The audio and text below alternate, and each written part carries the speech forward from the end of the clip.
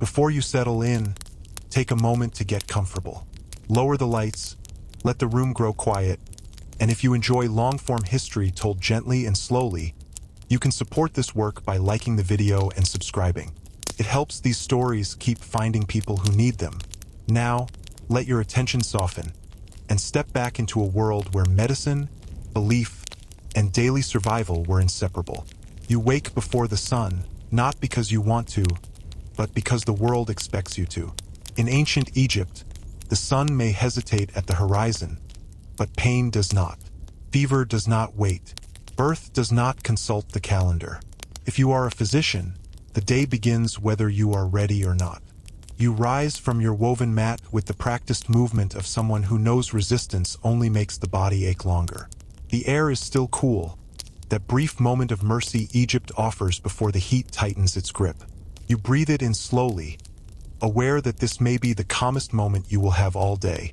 The first task is washing, not because anyone understands invisible creatures or contamination, but because cleanliness is order, and order is sacred. To be clean is to align yourself with Ma'at, the balance that holds the universe together. Dirty hands invite chaos. You pour water carefully, rubbing your palms, fingers, wrists, and nails. By midday they will be stained with blood, honey, resin, sweat, and things you would rather not name, but for now they are clean. That matters. It always does. Being a doctor places you in an uncomfortable space within society. You are respected but never powerful, trusted but always watched. People believe you possess knowledge, but they also believe that if something goes wrong, you have likely offended a god in some subtle, invisible way. This means every movement must balance confidence with humility. Too proud and you invite divine punishment. Too hesitant and you invite doubt. Both are dangerous. You review the possibilities as you prepare. Broken bones are manageable. Cuts are acceptable. Fevers are worrying. Infections are enemies that smile while sharpening knives behind your back. Then there are the cases no scroll prepares you for, the ones described only as something feels wrong. Those arrive wrapped in fear and sighing, and they drain more energy than any wound. Outside, the city is already stirring. Bakers knead dough in half-light. Laborers shoulder tools that will absolutely betray them later. Somewhere, a man lifts something heavier than wisdom would allow and tells himself it will be fine. It will not be fine. You pause before opening your door, not to pray exactly, but to brace yourself. You remind yourself that you are trained. You have scrolls. You have remedies that work more often than they fail, which by ancient standards is a triumph. You gather your tools. There is no polished metal tray, no gleaming instruments. You work with copper blades dulled by use, wooden probes smoothed by hands before yours, linen bandages folded carefully and reused when fate demands it. Jars line the wall, filled with substances that smell authoritative even when their effects are uncertain. Honey sits among them, golden and quiet, one of your greatest allies. It works far better than it has any right to, and you do not question miracles that show up consistently. You inspect your copper knife. Copper cuts well, holds its edge, and kills some unseen dangers without anyone knowing why. Accidental genius is still genius. You wipe it carefully, not because it is sterile, but because the act itself reassures both you and the patient. Confidence eases pain. Fear sharpens it. The scrolls are next. Papyrus sheets copied and recopied across generations. These are not theories. They are records. Someone tried this. Someone lived. Someone did not. Notes were made. You scan them quickly, not because you have forgotten, but because preparation is part of the ritual. Patients need to see order. Order convinces them you know what you are doing, even when outcomes remain uncertain. You open the door.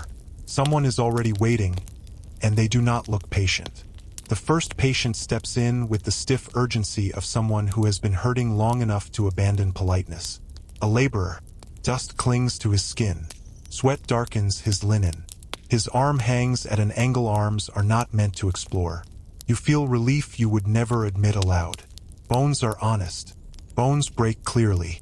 They do not lie or linger or surprise you later. You gesture for him to sit. He hovers instead, breathing carefully, as if sitting might cause his arm to detach entirely. You examine slowly, pressing gently, rotating just enough to confirm what you already know. He hisses through his teeth. You nod sympathetically. This is bedside manner in its earliest form. You explain what will happen next in a calm, even voice. Calm keeps people still. Still patients make better outcomes. You recite a short incantation while preparing the splint. The words are familiar, comforting, and as much for the room as for the bone. Then you pull. The arm slides back into place with a sound that makes everyone pause and reconsider existence. He gasps, then exhales slowly, like someone who briefly left himself and decided to return. You bind the arm with linen soaked in resin, securing the splint firmly but not cruelly. Experience teaches where pressure heals and where it harms. You finish by resting your hands on the bandage, sealing the moment. You instruct him to rest the arm. He nods. You both know this is a lie. Still, the instruction matters. When he leaves, relief softens his face. That moment keeps you coming back day after day. You make a mental note. Clean fracture. Set early. Good chances. The next patient enters quietly, and that worries you. Dangerous problems rarely announce themselves loudly. She reveals a small wound on her leg. Not dramatic. Not impressive. Just open. The kind that looks manageable until it decides otherwise. Redness. Heat. Swelling. You do not yet have a word for infection, but you recognize its behavior. You clean the wound with wine. She flinches. You do not apologize.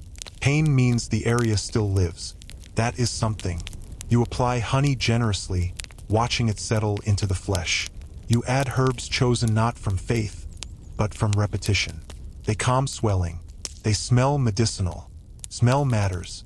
People trust effort they can sense. As you wrap the wound, you speak softly, offering reassurance. You recite a spell, not because the honey needs magic, but because fear tightens the body and tight bodies heal poorly. She listens. Belief settles in.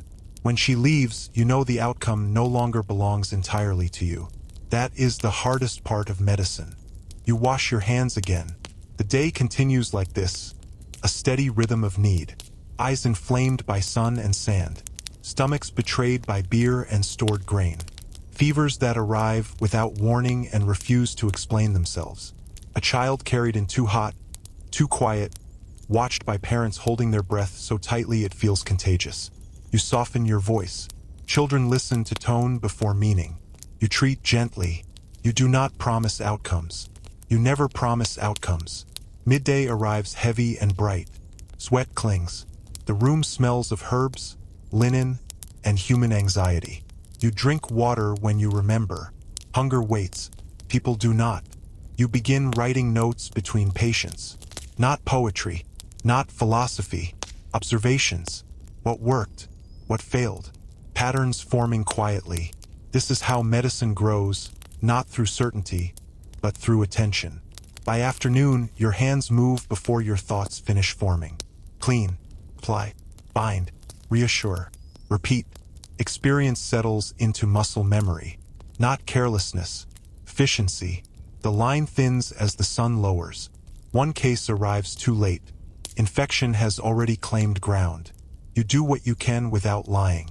Honesty delivered gently is its own treatment. As evening approaches, you clean. Thoroughly. Tools first, then hands. Order must be restored or chaos lingers. You acknowledge the gods quietly. Not begging. Not bargaining. Recognition. The day could have gone worse. That matters.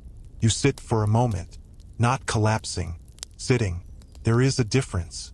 Some patients will sleep tonight without pain. Some will not.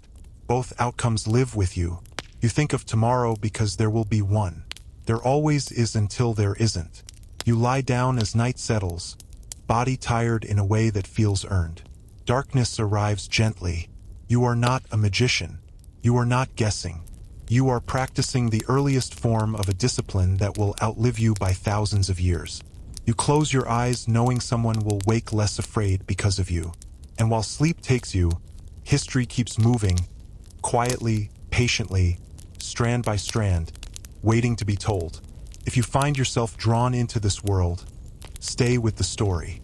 These lives, these routines, these quiet human struggles are only beginning to unfold. The night does not erase the day. It only softens its edges. You sleep lightly, not because you are restless by nature, but because the world has trained you to listen even while resting. Somewhere in the city, someone coughs. Somewhere else, a baby cries and then quiets. These sounds no longer wake you fully. They exist in the background of your dreams, familiar and unresolved. When you wake again, it is before the sun, as always. Your body aches in small, honest places. Hands stiff, shoulders tight. This is not injury. It is accumulation. You sit up slowly, letting your breath settle before your thoughts do. Another day waits. Another series of decisions will pass through your hands, and the outcomes will scatter into futures you will never fully see. You wash again. The ritual has not changed, but you have. Each repetition adds a layer of intention. Clean hands mean readiness. They also mean humility. You cannot carry yesterday into today. Illness does not respect continuity. As you prepare to open your door, you notice something different in the air. Not temperature, not sound, expectation. Word travels quickly in a city like this. Someone healed yesterday. Someone worsened. Someone died quietly overnight. All of it reshapes the way people look at you before they even speak. The first patient arrives with hesitation instead of urgency. That tells you more than words. He sits carefully, eyes flicking between your face and your hands, as if deciding which to trust. He complains of pain that moves. One day his joints ache, the next his head. Then his chest tightens briefly before releasing him again. Nothing stays long enough to name itself. You listen. This kind of complaint tests patience more than skill. There is nothing to clean, nothing to bind, no dramatic gesture to perform. You ask about his sleep, his work, his worries. He answers reluctantly at first, then more freely, surprised that someone is not rushing him toward a solution. You recognize this pattern. Bodies strained by labor, hunger, and anxiety often speak in fragments. Pain wanders because the source is everywhere. You do not dismiss him.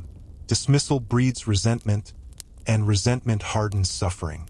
You prepare a treatment meant to steady rather than fix. Herbs to calm, instructions to rest, advice to eat more regularly, which he will try and fail to follow. You speak carefully. You do not say this is nothing. You say this is manageable. The difference matters. He leaves slower than he arrived, which you count as improvement. The next case arrives with confidence that borders on defiance. A young man with a cut across his palm, shallow but angry. He insists it is nothing. He insists he almost didn't come. He insists on explaining how it happened in great detail. This is fear disguised as pride. You clean the wound. He flinches despite himself. You apply honey and bind it firmly. You warn him not to reopen it. He nods while clearly planning to test fate. You let him go. Some lessons require repetition. As the morning stretches forward, patterns begin to emerge. Not in symptoms, but in behavior. Those who wait too long. Those who come too early. Those who follow instructions. Those who treat them as suggestions. Medicine, you are learning, is as much about understanding people as bodies. Mid-morning brings a case that tightens your focus. A woman with swelling in her throat, breathing shallowly, eyes wide with controlled fear. This is not a wound. This is not pain. This is threat. You move quickly without appearing rushed. Panic spreads faster than illness. You examine gently. The swelling is visible, warm, tender. You ask how long it has been there. She hesitates, then admits days. She hoped it would pass. Hope is not treatment. You prepare what you can. Cooling compresses. Herbal mixtures meant to reduce inflammation. You instruct her to remain nearby. This is not a case you send home lightly. She agrees, more relieved than frightened now that action is happening. While she rests, you do something rarely noticed. You wait. Waiting is a skill. Knowing when not to act is as important as knowing when to intervene. You observe her breathing. You note small changes. When swelling eases slightly, you feel no triumph, only vigilance. She improves enough to leave by afternoon. You warn her clearly. If breathing worsens, she must return immediately. No delay. She understands. Fear sharpens memory. The day continues. A child with stomach pain. An older man with stiffness that comes and goes with the weather. A woman exhausted beyond explanation. Her eyes heavy not with sleepiness but with burden. You give what you can. Remedies. Words.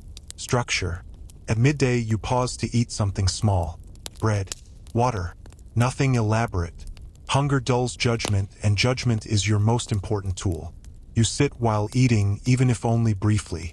Standing all day invites mistakes. You write again. Observations. Outcomes. What eased symptoms. What did not. Writing is slower than speech but more honest. Words spoken disappear. Words written stay and argue with you later if you were wrong. The afternoon heat presses harder. The city slows slightly, not from mercy, but necessity. People move less. Illness does not. A man arrives with a limp he has been hiding for weeks. The joint is swollen, movement limited. You suspect damage deeper than surface remedies can reach.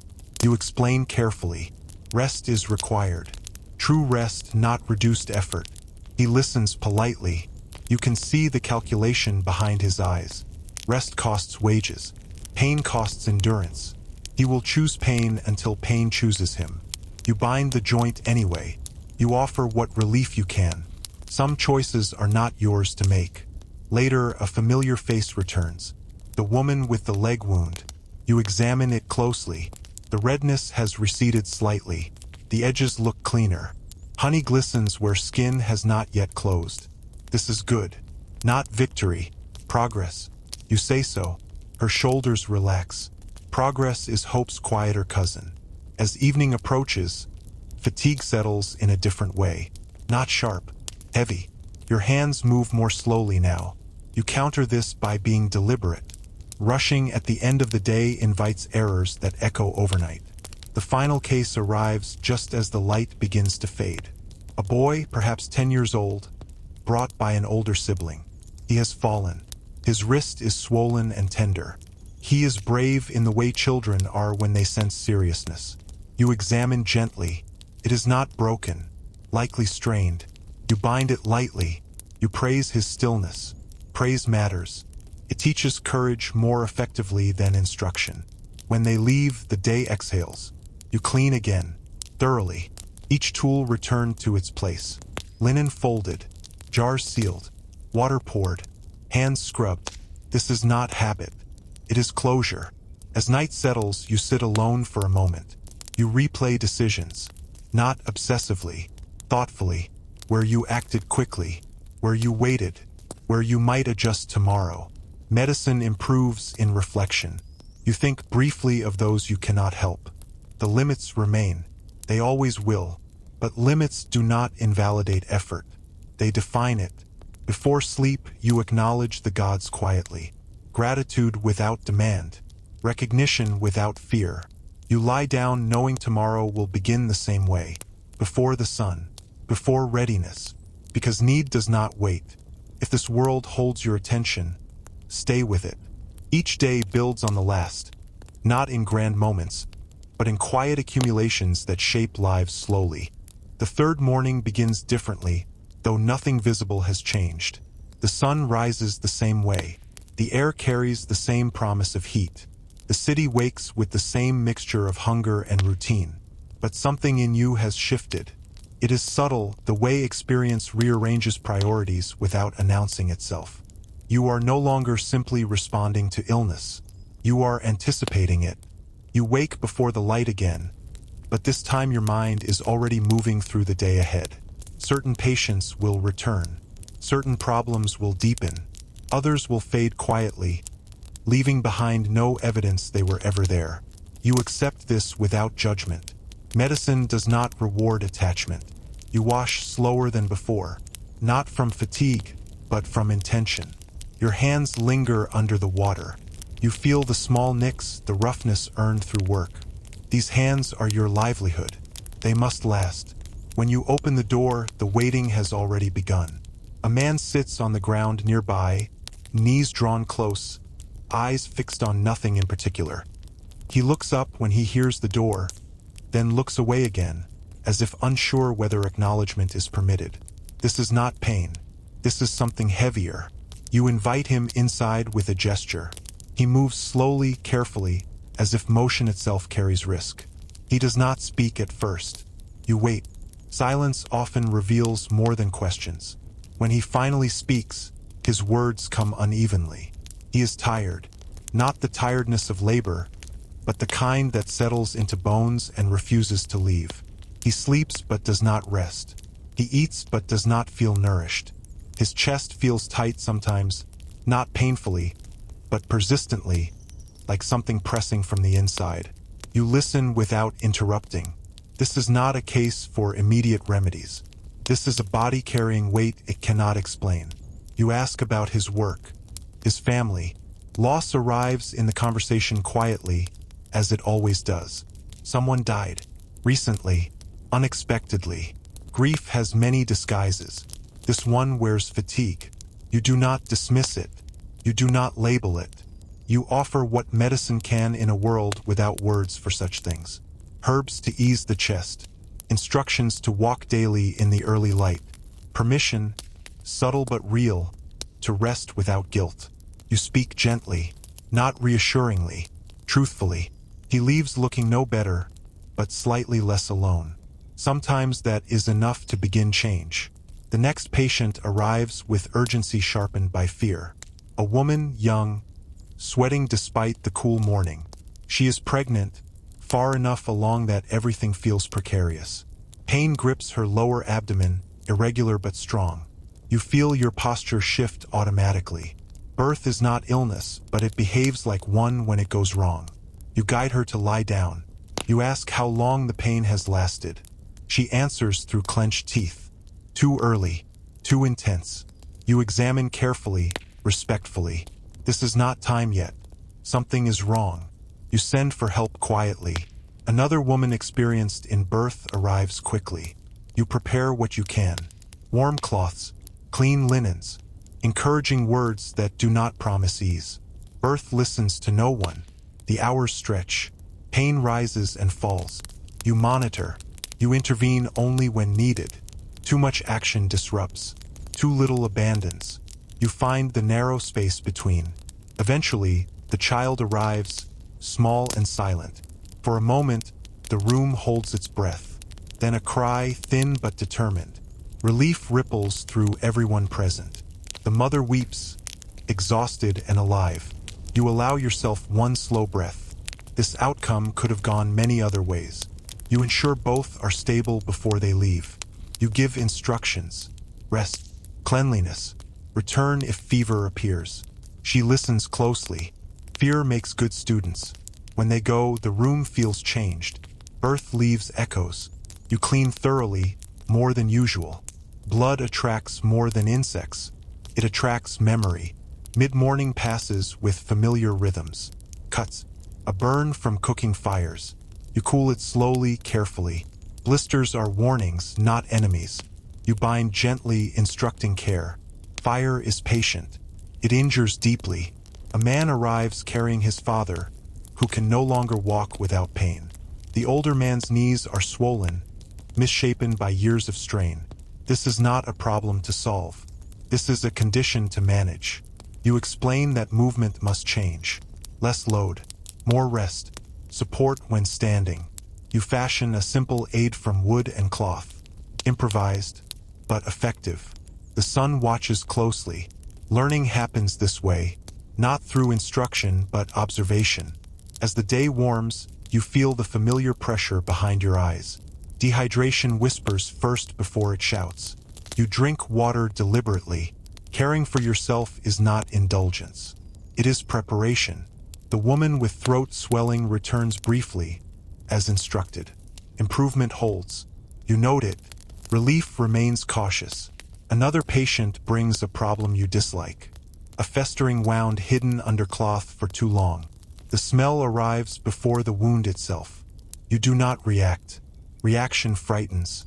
You clean thoroughly, removing dead tissue with care. This hurts. You warn him. Pain shared is pain endured. You apply honey, thick and generous. You bind tightly enough to protect, loosely enough to breathe. You instruct him to return daily. This is not negotiable. He nods, frightened now into compliance. By afternoon, the heat presses relentlessly.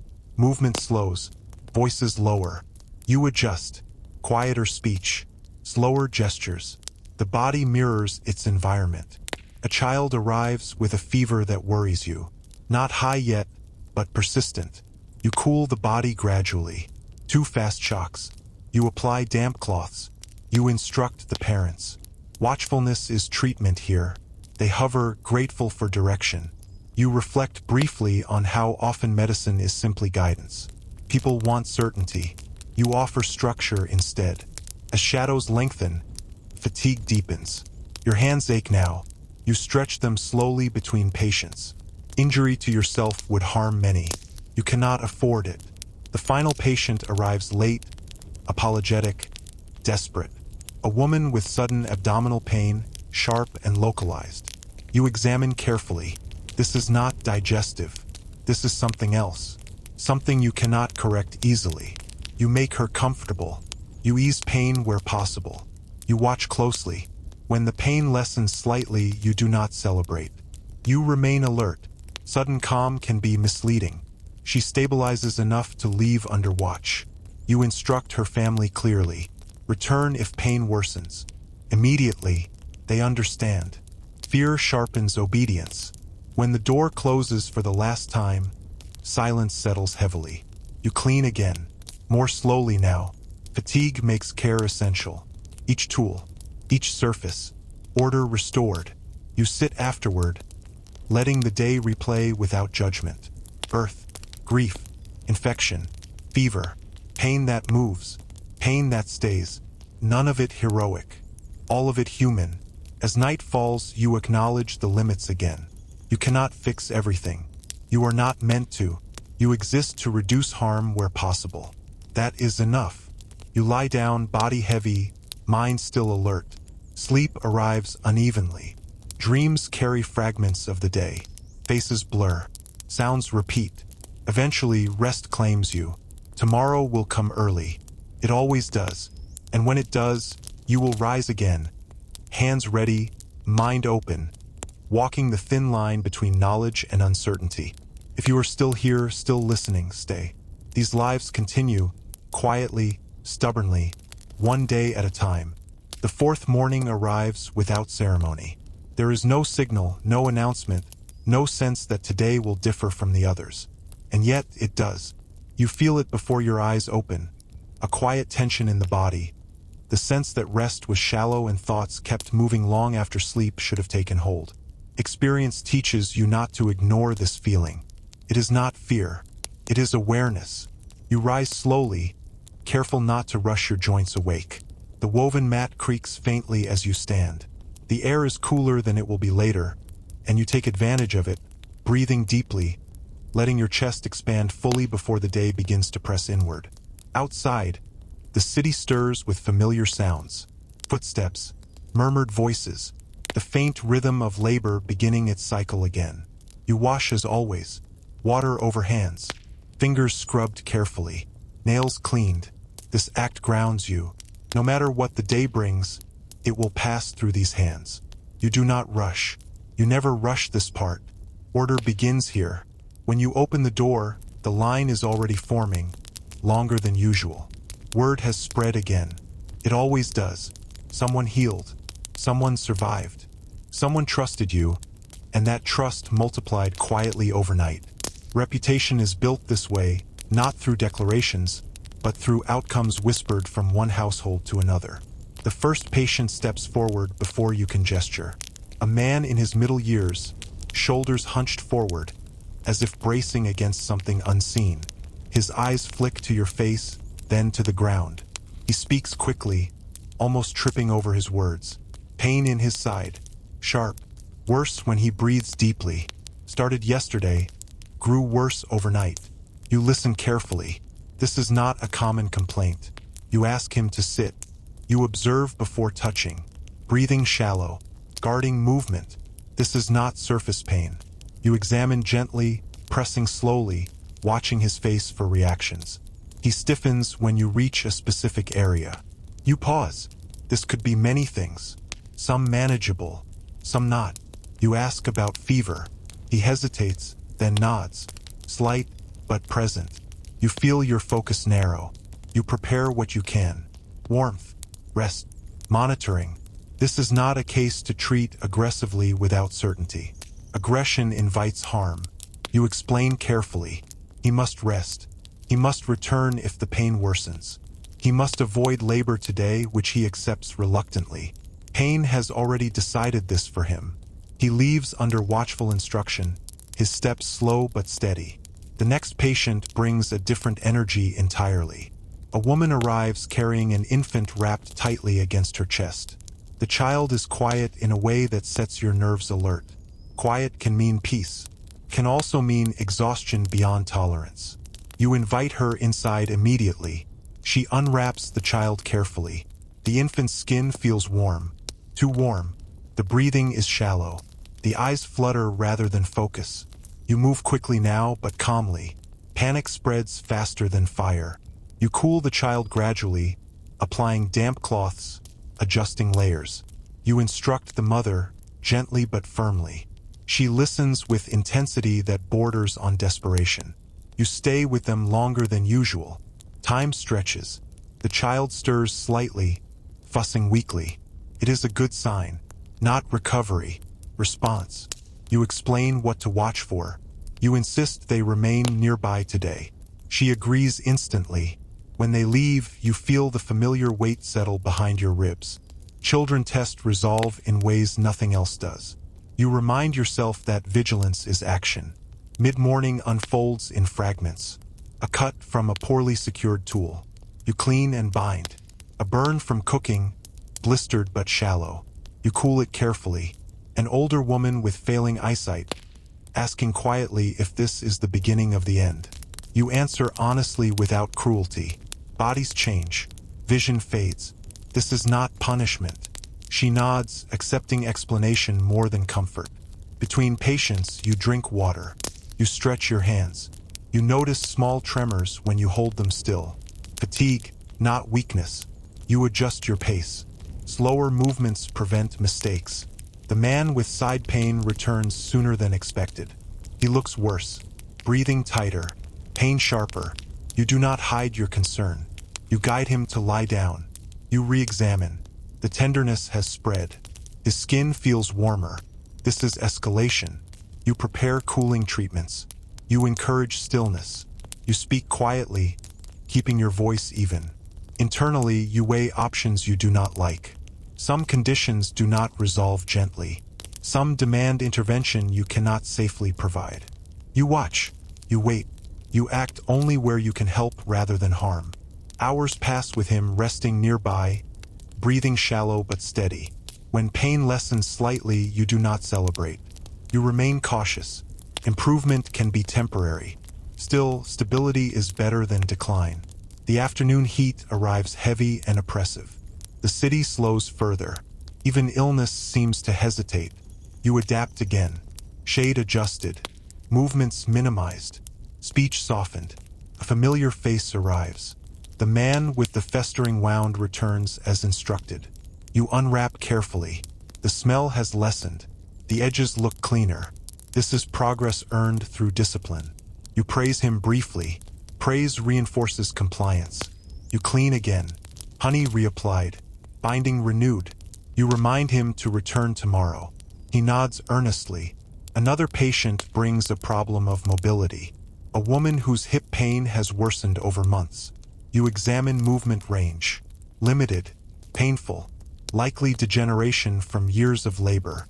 You explain gently. There is no cure. Only adaptation. You fashion padding. You suggest changes. She listens quietly. Acceptance is a form of courage. The infant returns briefly in the arms of the mother. The fever has eased slightly. The child cries weakly, but cries. You feel a small release in your chest. You reinforce instructions. Continue cooling. Return if fever rises. She thanks you repeatedly. Gratitude embarrasses you. You deflect it gently. As shadows lengthen, the day's weight becomes undeniable. Your back aches. Your legs feel heavy. Still, one more patient arrives. A young woman, pale, dizzy, struggling to stand. You guide her to sit. You ask questions. She admits she has eaten little for days. Work, stress, scarcity. Her body protests quietly. You prepare nourishment. Simple, effective. You instruct rest. You speak to her about balance, knowing balance is a luxury. Still, advice offered matters even when difficult to follow. The sun dips lower. The light shifts from harsh to forgiving. You take advantage of this moment to clean slowly, deliberately. Tools wiped, linen folded, surfaces cleared, order restored piece by piece. Before closing, you check on the man with side pain again. He has stabilized, not improved, not worsened. Stability is a victory tonight. You arrange for observation through the night by his family. You instruct them clearly. Return immediately if pain sharpens or fever rises. They understand the gravity. When the door finally closes, silence settles deeply. Not empty, full. You sit for a long moment, hands resting on your knees. You feel the accumulated weight of decisions. None dramatic, all consequential. You reflect without judgment. Where you acted, where you waited, where uncertainty remains. Medicine lives here, in this space between knowledge and humility. Night arrives gently. You wash one final time. The water is cool against tired skin. You dry your hands carefully. They feel older than they did this morning. Not weaker, more informed. You lie down slowly. The mat welcomes your weight. Sleep does not arrive immediately. Thoughts drift. The infant's fever. The man's pain. The woman's quiet dizziness. Faces overlap. Then gradually exhaustion pulls you under. Tomorrow will come. It always does. And when it does, you will rise again. Hands ready, mind open. Prepared to walk the narrow path between help and harm. If you are still listening, stay. These days are not separate stories. They are threads in a larger weave, tightening with each passing hour. The fifth morning arrives heavier than the others, not because the sun burns hotter or the air hangs thicker, but because the body remembers. Fatigue does not reset overnight. It layers itself quietly, settling into joints, tightening muscles, dulling the sharp edges of awareness if you allow it. You do not allow it. You rise slowly, deliberately, reminding your body that it still belongs to you. You wash as always, though today the water feels colder against your skin. Your hands linger beneath it, fingers flexing, wrists rotating gently. Pain here would end everything. You treat them with the same care you give your patients. Perhaps more. No one replaces you if you fail. Outside, the city sounds different. More voices than usual. More movement earlier than expected. Something has shifted overnight. News spreads faster than disease. Someone likely worsened. Someone likely survived. Both draw crowds. When you open the door, you see it immediately. The line is longer, tighter, restless. People stand closer together, murmuring, watching you with eyes that hold expectation instead of patience. This unsettles you more than panic ever could. Expectation demands results. Medicine rarely offers certainty. You gesture for the first patient to enter. A man you recognize but have never treated. Middle-aged, strong once, now moving cautiously. He sits without being told. His hands tremble slightly as he explains. Pain that comes suddenly. A crushing sensation in his chest that steals breath, then loosens just enough to leave him shaken. It happened yesterday while working. Again in the night. Again this morning. You feel your attention sharpen. This is dangerous territory. You ask questions carefully. Duration, frequency, triggers. He answers honestly, fear cutting through pride. You examine what you can. Heart sounds are not something you understand the way future generations will, but you understand distress. You understand warning. You do not minimize this. You instruct rest immediately. No labor, no exertion. You prepare calming herbs not because they fix the cause, but because they reduce strain. You explain that he must remain nearby today. This is not a suggestion. He nods, pale and compliant. As he settles, another patient waits. A woman with a swollen hand, bitten by something while gathering wood. The skin is tight, red, painful. You examine puncture marks. This could worsen quickly. You clean thoroughly. You apply poultices meant to draw out venom or irritation. You bind loosely, watching circulation carefully. You warn her to return at the first sign of spreading pain. She agrees, eyes wide with understanding. The next patient is a child, perhaps 7, carried by an older sister. Fever again. This one higher than you like. You move swiftly but calmly. Cooling cloths. Fluids encouraged slowly. You instruct the sister carefully, making sure she repeats the steps back to you. Understanding matters more than obedience. By mid-morning, the space feels crowded, heavy with breath and heat and anxiety. You manage it deliberately, one patient at a time. Voices low, movements controlled. Chaos invites mistakes. The man with chest pain remains under observation. He breathes slowly now, less distressed, but you trust this only cautiously. Pain that eases can return without warning. You keep him resting, discourage conversation, limit stimulation. Sometimes the best medicine is quiet. Another familiar face returns. The young woman with dizziness from the previous day. She looks better. Color has returned slightly. She followed instructions, at least partially. You nod approvingly. Reinforcement matters. Late morning brings a case that drains you more than it should. An elderly man, frail, confused, brought by his son. He wanders mentally, words slipping, focus drifting. This is not sudden illness. This is decline. You examine gently, knowing the limits. You explain softly. There is no reversal here. Only comfort. Only safety. The son listens, jaw tight. He wants action. He wants certainty. You give him honesty instead. This is harder to accept. He nods slowly, eyes shining but controlled. You place a hand on his shoulder briefly. Touch communicates what words cannot. As noon approaches, the heat intensifies. You feel it pressing into your skull, your back, your chest. You drink water. You eat a small portion of bread. Enough to function, not enough to slow you. The woman bitten earlier returns sooner than expected. The swelling has spread slightly. You inspect carefully. This is concerning but not yet catastrophic. You adjust the treatment. You loosen the binding. You apply additional poultices. You instruct elevation and rest. You speak firmly now. She must avoid work today. She hesitates, then agrees. Fear motivates better than advice. The man with chest pain suddenly stiffens, breath hitching. You move immediately, guiding him to lie flat. You speak calmly, instructing slow breathing. You apply cooling compresses. You keep him still. Inside, your thoughts race.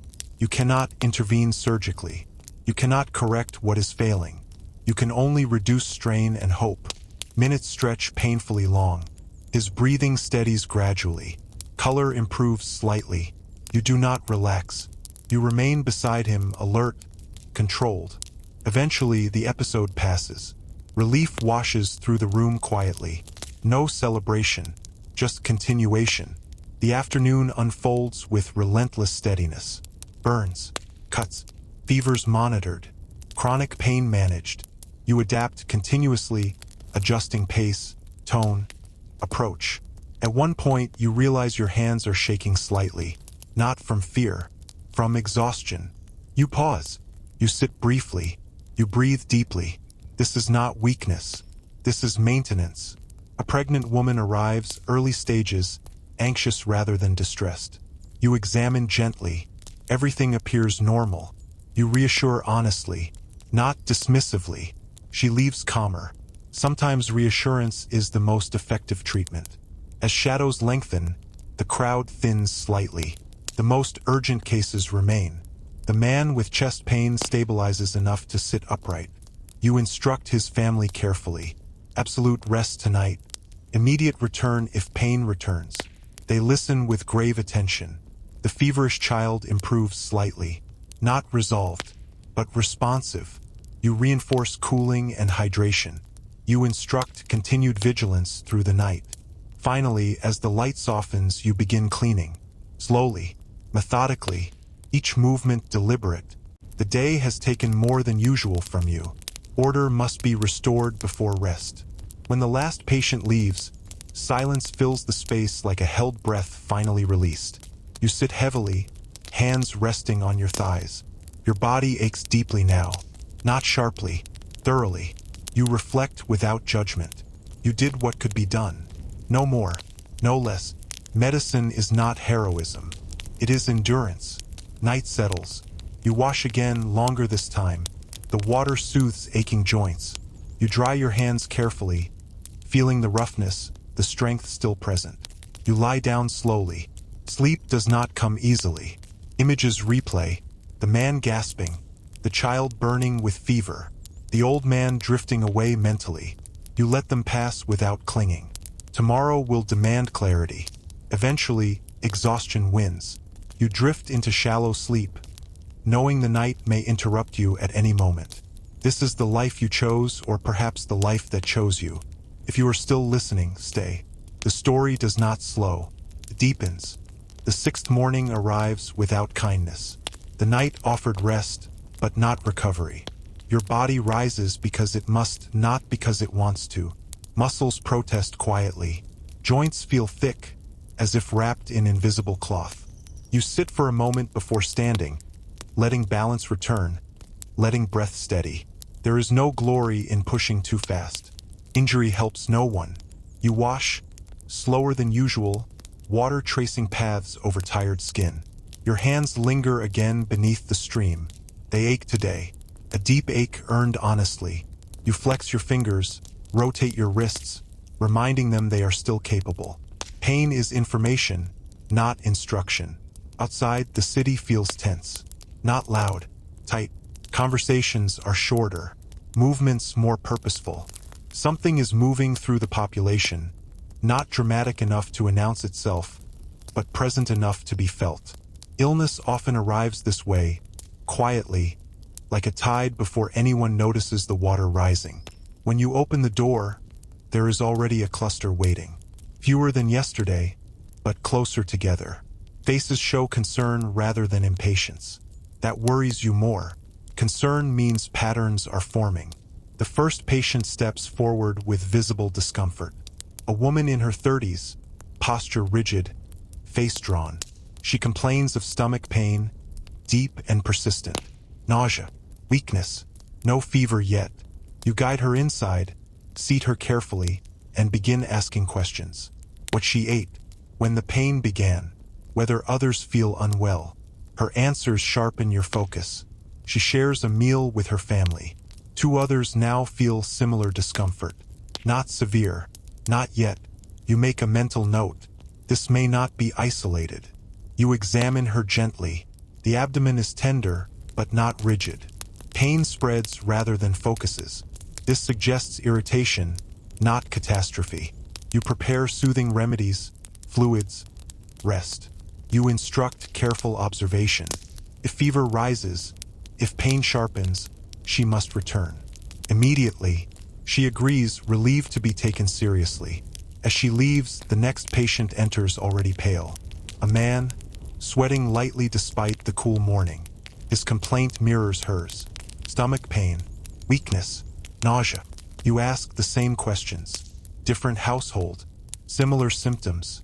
The pattern tightens. You work methodically, treating symptoms, calming fears, but your thoughts are already moving ahead. Something shared. Food, water, preparation, storage. You cannot stop it.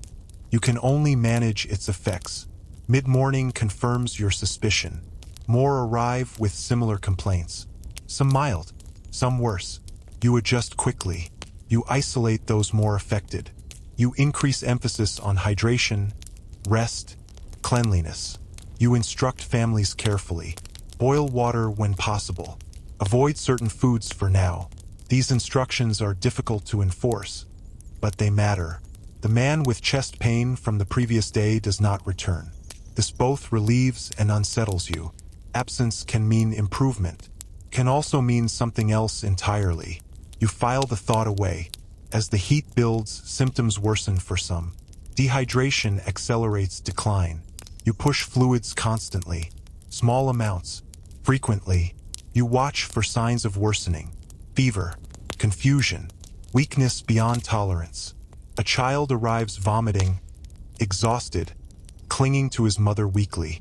You move him inside immediately. You clean him gently. You cool his body. You encourage fluids slowly.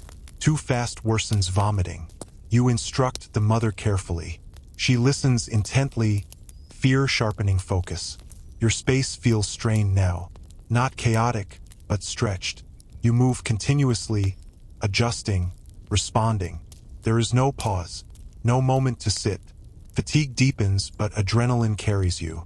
Another patient collapses briefly while waiting. Weakness overtakes him suddenly. You guide him down, support his head, elevate his legs. You speak calmly, though your heart rate spikes. He recovers slightly after fluids and rest. You keep him under observation. By midday, you are certain. This is an outbreak. Not dramatic, not deadly yet, but widespread enough to demand respect. You cannot name it. You do not need to. You know how it behaves. You adjust your approach. Less individual focus, more pattern management. This feels wrong emotionally but necessary practically. You prioritize the weakest, children, elderly, those showing signs of dehydration or confusion. The heat becomes oppressive. Sweat clings. Air feels heavy.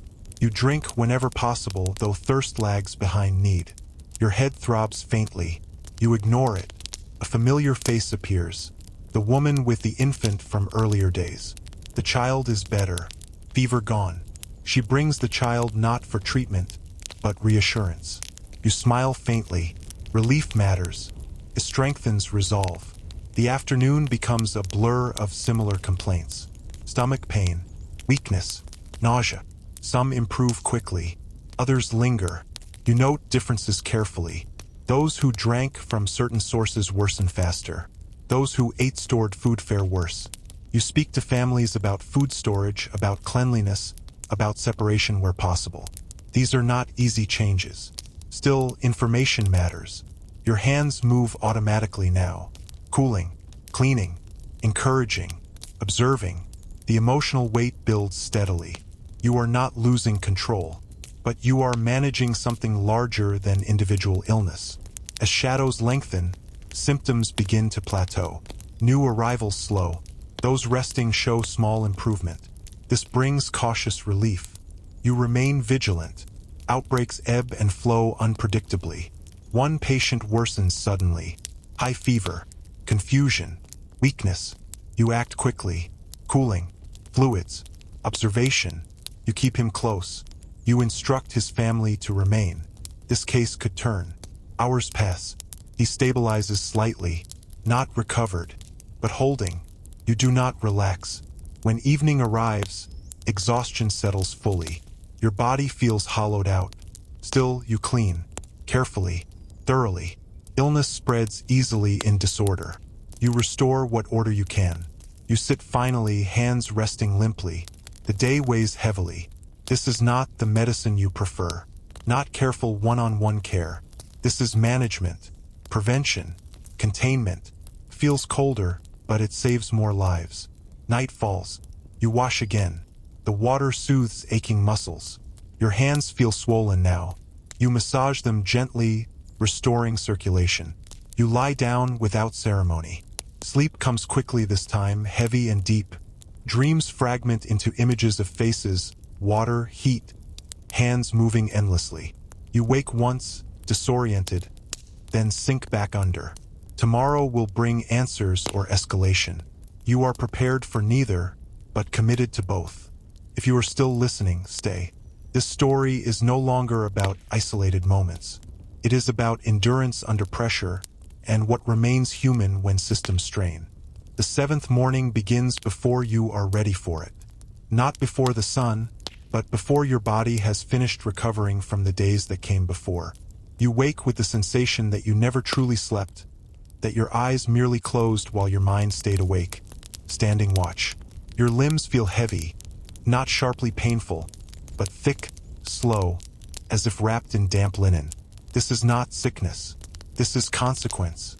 You remain seated on the mat longer than usual, letting awareness return gradually. You test your hands first, flexing fingers one at a time. They respond, though reluctantly. That matters.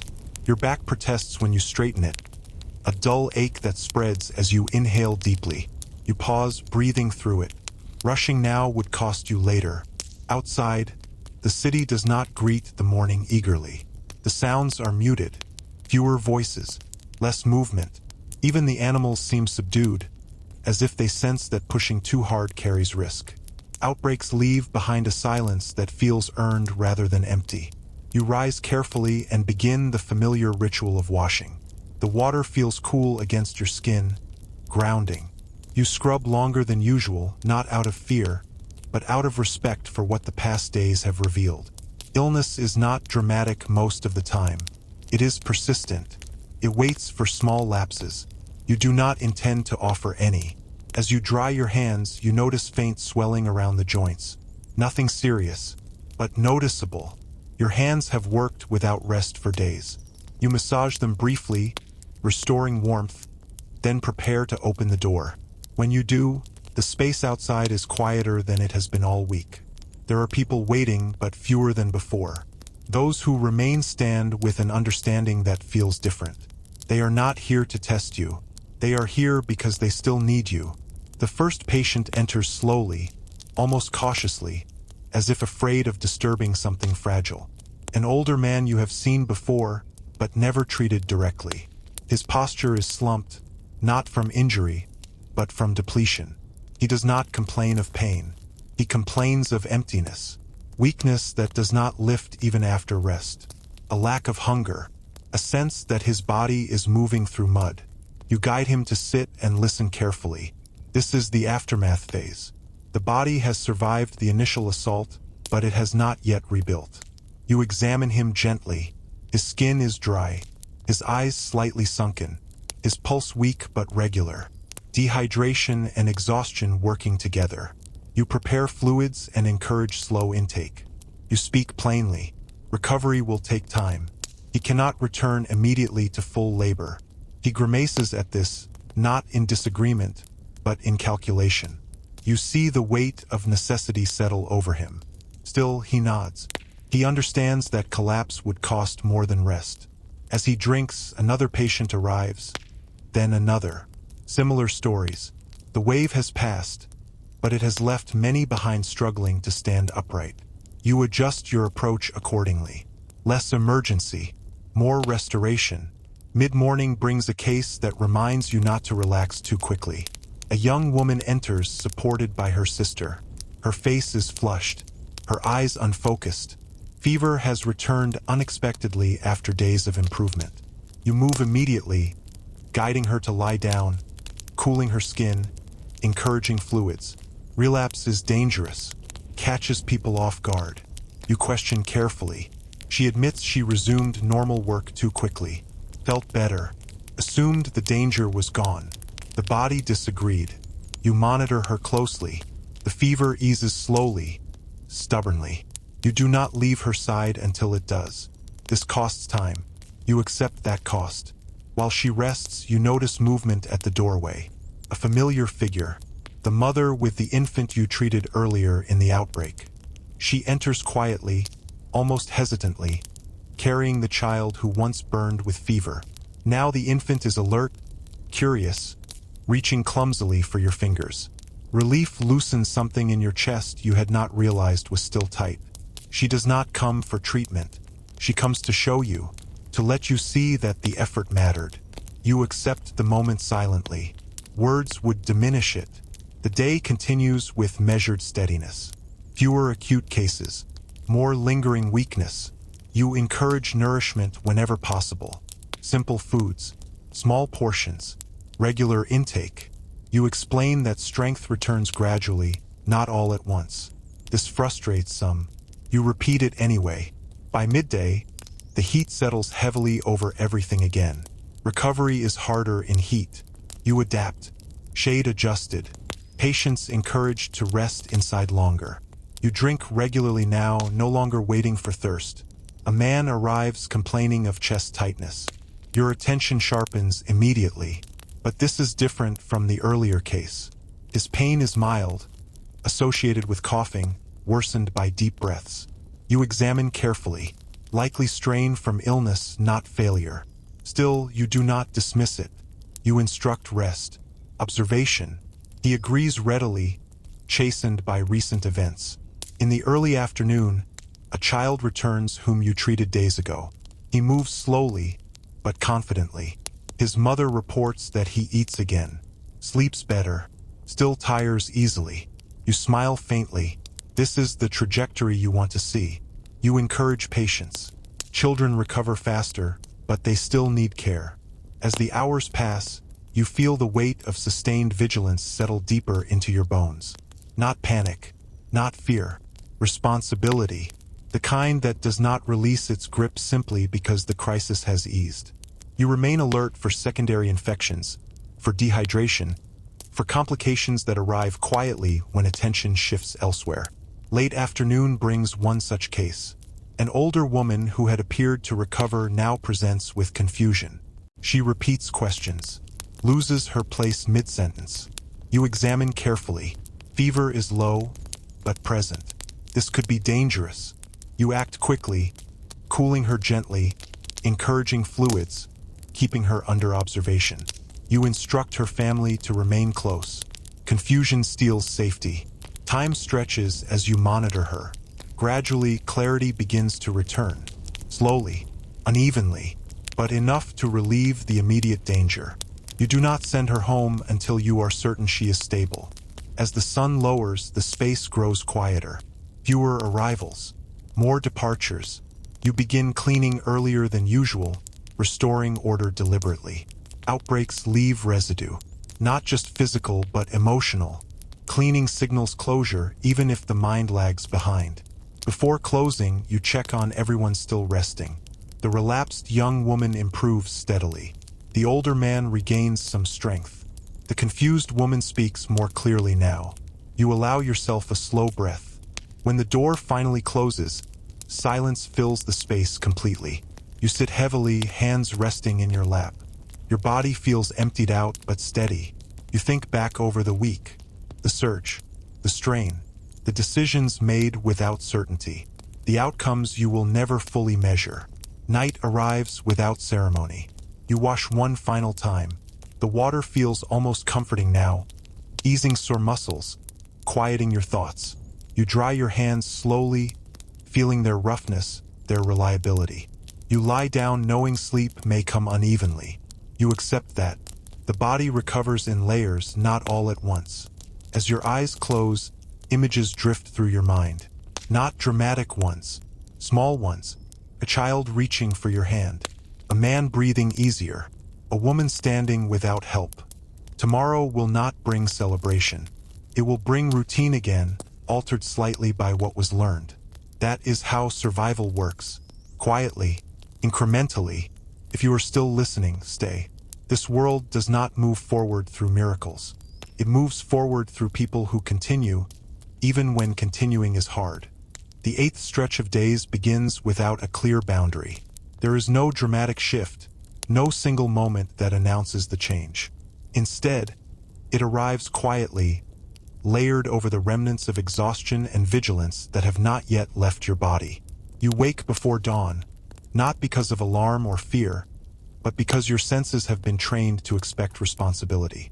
Your eyes open into darkness, and for a moment you remain still, listening to the rhythm of your own breathing. It is steadier now, not shallow, not hurried. You notice this before you even move. Your chest rises and falls with a calm that would have felt impossible a few days earlier. This alone tells you something important. The danger has not vanished, but it has stepped back. You sit up slowly, careful not to rush the transition. Your muscles protest faintly, a reminder of how much they have carried. The ache is dull rather than sharp, persistent rather than alarming. You accept it as the cost of endurance. You stretch gently, feeling stiffness loosen a little. Your hands feel rough, dry from constant washing, but steady. They have not betrayed you. Outside, the city breathes in its sleep. There are fewer groans of sickness carried on the air, fewer restless movements. Instead, there is the soft sound of preparation. Someone lighting a fire, someone else sweeping dust from a doorway. These small noises speak of survival more clearly than any proclamation. You rise and wash as you always do. The water is cool, and you let it run longer than necessary, not out of indulgence, but out of respect for habit. Cleanliness has been a boundary between order and chaos, between health and collapse. You do not loosen that boundary simply because the pressure has eased. As you prepare the space for the day, you notice the difference immediately. There is less urgency in the air, fewer people pressing close to the doorway. Those who wait do so with space between them, their postures less rigid. They are no longer bracing themselves for catastrophe. They are uncertain, yes, but not desperate. The first patient steps inside with a careful confidence. He has been here before, several times during the worst days, always pale and trembling. Today, his color is better, his eyes clearer. He explains that he feels mostly well but cannot seem to regain his strength. Simple tasks leave him short of breath. He worries that something has been missed.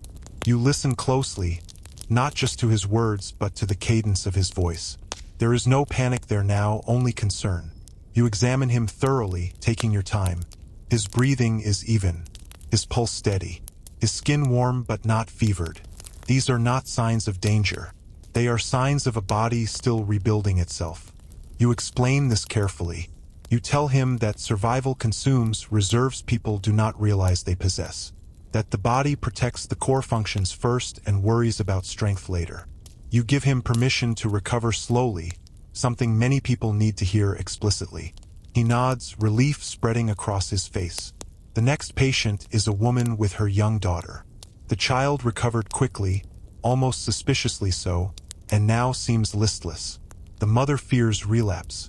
You kneel to examine the child, who squirms and complains softly, which reassures you more than perfect stillness ever could. You find no fever, no weakness beyond fatigue. You explain that children often rebound fast and then crash, their energy arriving in bursts followed by long stretches of sleep. The mother listens carefully. Fear does not vanish easily. You do not promise more than you can give. You tell her what to watch for, what would warrant concern. This kind of guidance empowers more than comfort alone. As the morning progresses, the cases follow a similar pattern. Lingering dizziness, digestive discomfort, sleep disrupted by vivid dreams. None of it dramatic, all of it unsettling for those experiencing it. Illness leaves behind echoes, and people mistake echoes for new threats.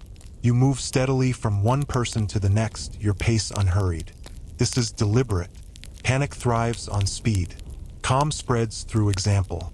You notice that people mirror your movements, lowering their voices, breathing more evenly. Presence matters. By midday, the sun is high and the city outside has grown louder. Vendors have returned to their calls, though softer than before. Children pass by more frequently, their laughter cautious but genuine. Life is resuming not because it is safe, but because it must. You feel both relief and a tightening in your chest at this. Normality tempts people to forget how fragile balance can be. You allow yourself a brief rest. You sit and eat slowly, feeling how strange it is to focus on nourishment rather than urgency. Your appetite is modest but present. You drink water without rushing. This simple act feels almost ceremonial. You have learned not to take such moments lightly. The afternoon brings a reminder that recovery does not move in straight lines. A young man arrives, sweating and pale, complaining of renewed stomach pain. He admits he returned to heavy work too soon, eager to reclaim normalcy. Now his fever has returned, not as fierce as before, but enough to frighten him. You act quickly but calmly. You isolate him from others. You cool his body, encourage fluids, monitor his responses. Early intervention makes a difference here. Within an hour, his fever eases slightly. You explain that recovery demands patience, that pushing too soon can reopen wounds that are not yet sealed. He listens now, chastened by discomfort. Later, an elderly woman returns who you feared might not recover fully. During the outbreak, she hovered on the edge of collapse for days. Now she enters slowly but unaided. Her posture is bent, but her eyes are alert. She speaks clearly. She complains of weakness, of joints that ache more than before. These are not signs of failure. They are the marks of survival. You examine her gently, confirming what you already sense. She will need time, perhaps more time than she wants to give herself. You explain this without condescension. She nods, accepting the truth even if she does not like it. Throughout the afternoon, people linger longer than necessary. They ask questions they already know the answers to. They want reassurance that what they feel is normal, that they are not alone in their uncertainty. Crisis leaves behind a hunger for certainty that medicine cannot always satisfy. You offer honesty instead. It is less comforting in the moment but steadier over time. As the light begins to soften, you notice your own fatigue creeping in. Not the bone-deep exhaustion of crisis, but the quieter weariness that follows sustained effort.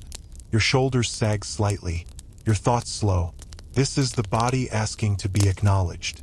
You do not ignore it. Before closing, you review your notes from the past days.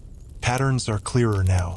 You see how hydration mattered more than any single remedy, how rest changed outcomes, how fear worsened symptoms. You write these observations carefully, without exaggeration. Knowledge earned under pressure must be recorded honestly or it loses its value. You clean the space thoroughly, restoring order piece by piece. There are fewer stains now, fewer tools left out. Still, you move with the same care as always. Ritual marks transition. It tells the mind that one phase has ended and another has begun. As dusk settles, you sit alone for a moment, listening to the city. It hums with a different energy now. Not frantic, not silent, alive but cautious. You feel something loosen inside you. A tension you had not realized was still held so tightly. You wash one final time. The water feels almost gentle now, soothing rather than bracing. You dry your hands slowly, flexing your fingers afterward. They ache faintly, but they are steady. They have carried you through something difficult. When you lie down, sleep comes more easily than it has in days. Your thoughts drift without urgency. Faces pass through your mind, but they are calmer now. You know tomorrow will bring follow-ups, lingering questions, slow healing. This is not an end. It is a transition. The night passes without interruption, which itself feels unfamiliar. You wake briefly once or twice, not from alarm but from habit, the body checking whether vigilance is still required. Each time, you realize there is no immediate demand. No cry in the distance, no pounding at the door. You allow yourself to settle back into sleep, deeper each time. When morning comes, it arrives with a clarity that surprises you. The light through the doorway is softer, less harsh than it once felt. You sit up slowly, aware of stiffness but not pain. Your breathing remains even. This steadiness has become the most reliable signal you trust. You rise and move through the familiar motions.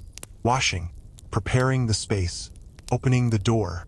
These actions no longer feel like defenses against catastrophe. They feel like maintenance, the quiet work that keeps balance intact. There is comfort in this shift, but also responsibility. You know from experience how quickly balance can tilt. Outside, the city is awake earlier now. People have begun to reclaim time they lost during the worst days. Work resumes cautiously. Conversations linger longer than before. There is still an undercurrent of restraint, but life has clearly decided to continue. The first patients of the day arrive not because they are ill, but because they want confirmation. A man complains of strange dreams since his fever broke. A woman describes moments of sudden sadness without clear cause. These are not physical symptoms alone. They are the residue of fear, of uncertainty held too long in the body. You listen carefully, acknowledging what they describe without labeling it weakness. Illness affects more than flesh. You explain that the mind often releases what it held tightly once danger has passed. Restlessness, emotion, dreams that replay fragments of distress. This is not a sign of relapse. It is part of recovery. They leave lighter than they arrived, not cured, but understood. As the morning progresses, you see fewer people each hour. This absence feels almost louder than the crowds once did. You use the time to observe more closely those who remain. You notice how they stand, how they breathe, how they avoid sitting too quickly or rising too fast. Survivors move differently. Their bodies remember vulnerability even when danger fades. One man lingers after his examination, hesitating near the doorway. He admits quietly that he is afraid to sleep deeply, afraid that if he lets go, something will return unnoticed. You do not dismiss this fear. Instead, you explain that vigilance can become its own burden, that rest is now part of protection. You suggest small rituals before sleep, familiar actions that signal safety to the body. He nods, grateful for something practical to hold on to. By midday, you feel a familiar heaviness in your limbs. Not illness, but accumulated effort. You sit again, eat, drink. You force yourself to rest longer than feels necessary. This too is discipline. Healers who neglect themselves eventually become patients. You have seen this happen more than once. The afternoon brings a case that reminds you recovery is uneven. A woman arrives with persistent weakness that has not improved. She has followed instructions carefully, rested, eaten, hydrated. Still, her strength has not returned. You examine her thoroughly, ruling out signs of renewed illness. What you find instead is depletion. Her body burned through reserves she did not know she had. You explain this slowly, that some people require longer, gentler rebuilding. That frustration is common, but pushing harder will not speed the process. You recommend nourishment more frequently, rest without guilt, gradual movement. She listens, though disappointment shadows her face. Recovery that cannot be hurried feels like injustice to many. Later, you step outside briefly, something you have not done during the busiest days. The air feels different now, cleaner, less burdened. You watch people pass, carrying goods, speaking softly. You realize how much of the crisis you experienced from within walls, focused inward. Seeing the city again reminds you what the work was for. When you return inside, you organize supplies carefully. Some containers are nearly empty, others remain untouched. You make note of what was most used. Water vessels, cloths, simple remedies. In crisis, complexity falls away. Essentials reveal themselves clearly. As evening approaches, fewer patients arrive. Those who do come are often seeking reassurance more than care. You give what you can without creating dependency. Healing requires confidence as much as guidance.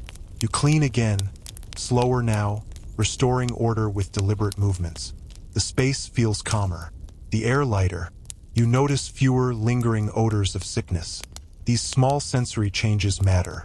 They signal transition even when the mind resists acknowledging it. When dusk settles, you sit alone once more. Fatigue settles into your bones, but it is not overwhelming. It feels like the honest tiredness of work done steadily. You allow yourself to sit with it rather than pushing it away. Your thoughts drift to those who did not recover as easily, those whose bodies were weaker, those who arrived too late.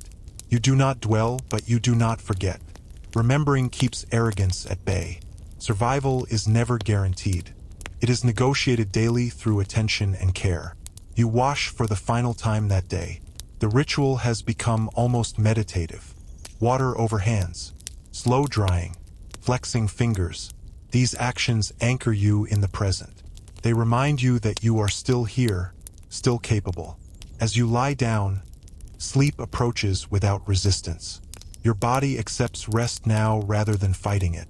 The city outside murmurs softly, a lullaby of resumed life. You feel yourself drifting, not into vigilance, but into genuine rest. Tomorrow will bring more recovery, more questions, more small adjustments. This phase lacks drama, but it is no less important. It is here that balance is rebuilt, quietly, patiently. If you are still listening, allow this quiet to settle. Healing does not end when danger fades.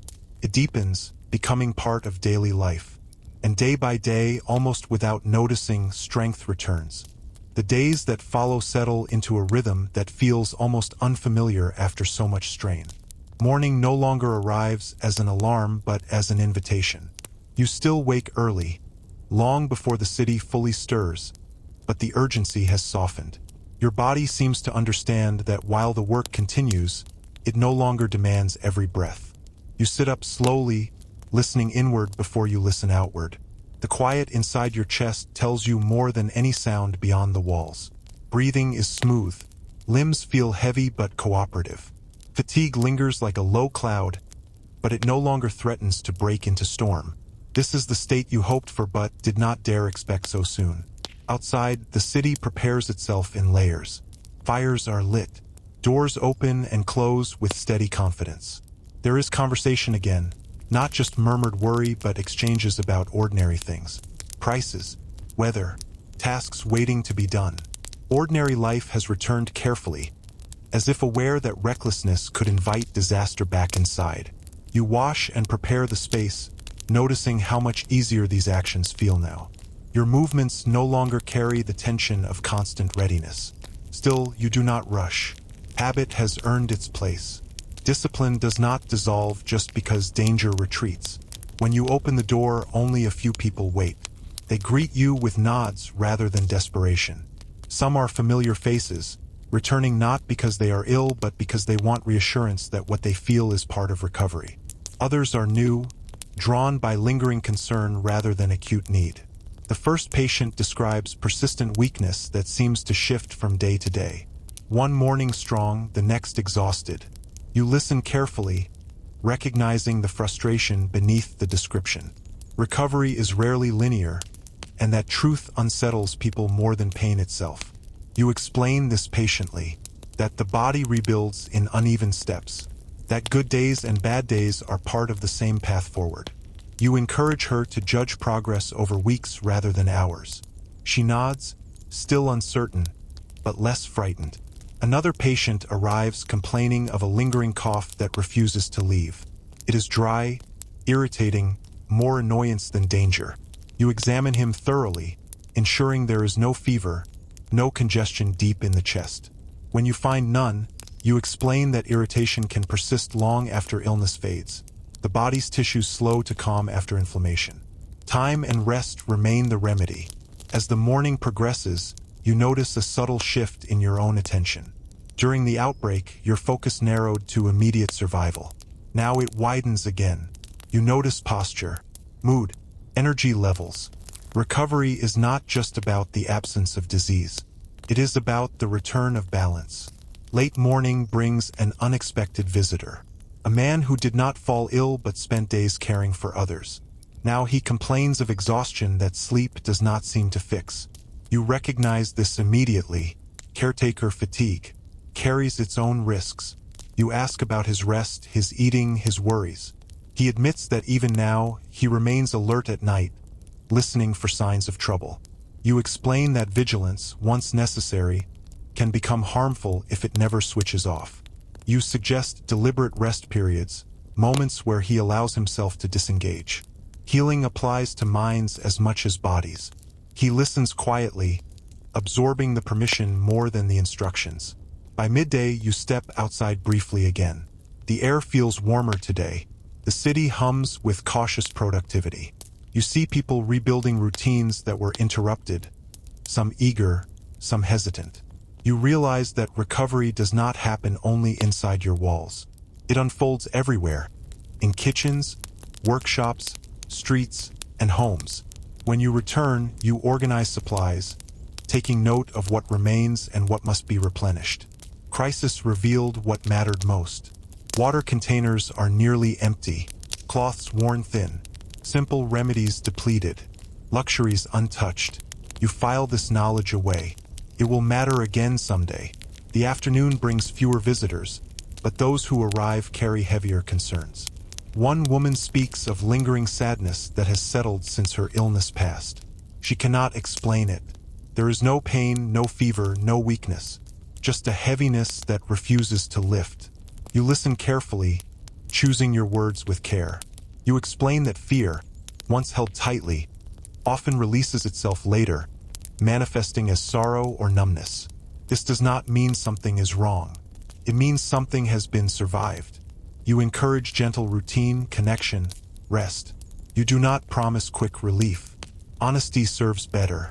Later, an older man arrives seeking confirmation that he is no longer contagious. He worries about returning to his family. You explain what you know, what you have observed, what signs suggest safety. You acknowledge uncertainty where it exists. He thanks you, relief evident in his posture. As the light begins to change, you feel the familiar weariness settle in again. Not alarming, but insistent. You take time to rest even when it feels indulgent. You have learned that ignoring this signal invites mistakes. You review your notes once more, adding observations about the emotional aftermath of illness. These details matter. Too often they are ignored, yet they shape recovery profoundly. As evening approaches, the city outside softens. The energy shifts from labor to rest. Fires glow warmer. Voices grow quieter. You clean the space again, restoring order not because it is strictly necessary, but because it marks the close of the day. You sit alone briefly, reflecting.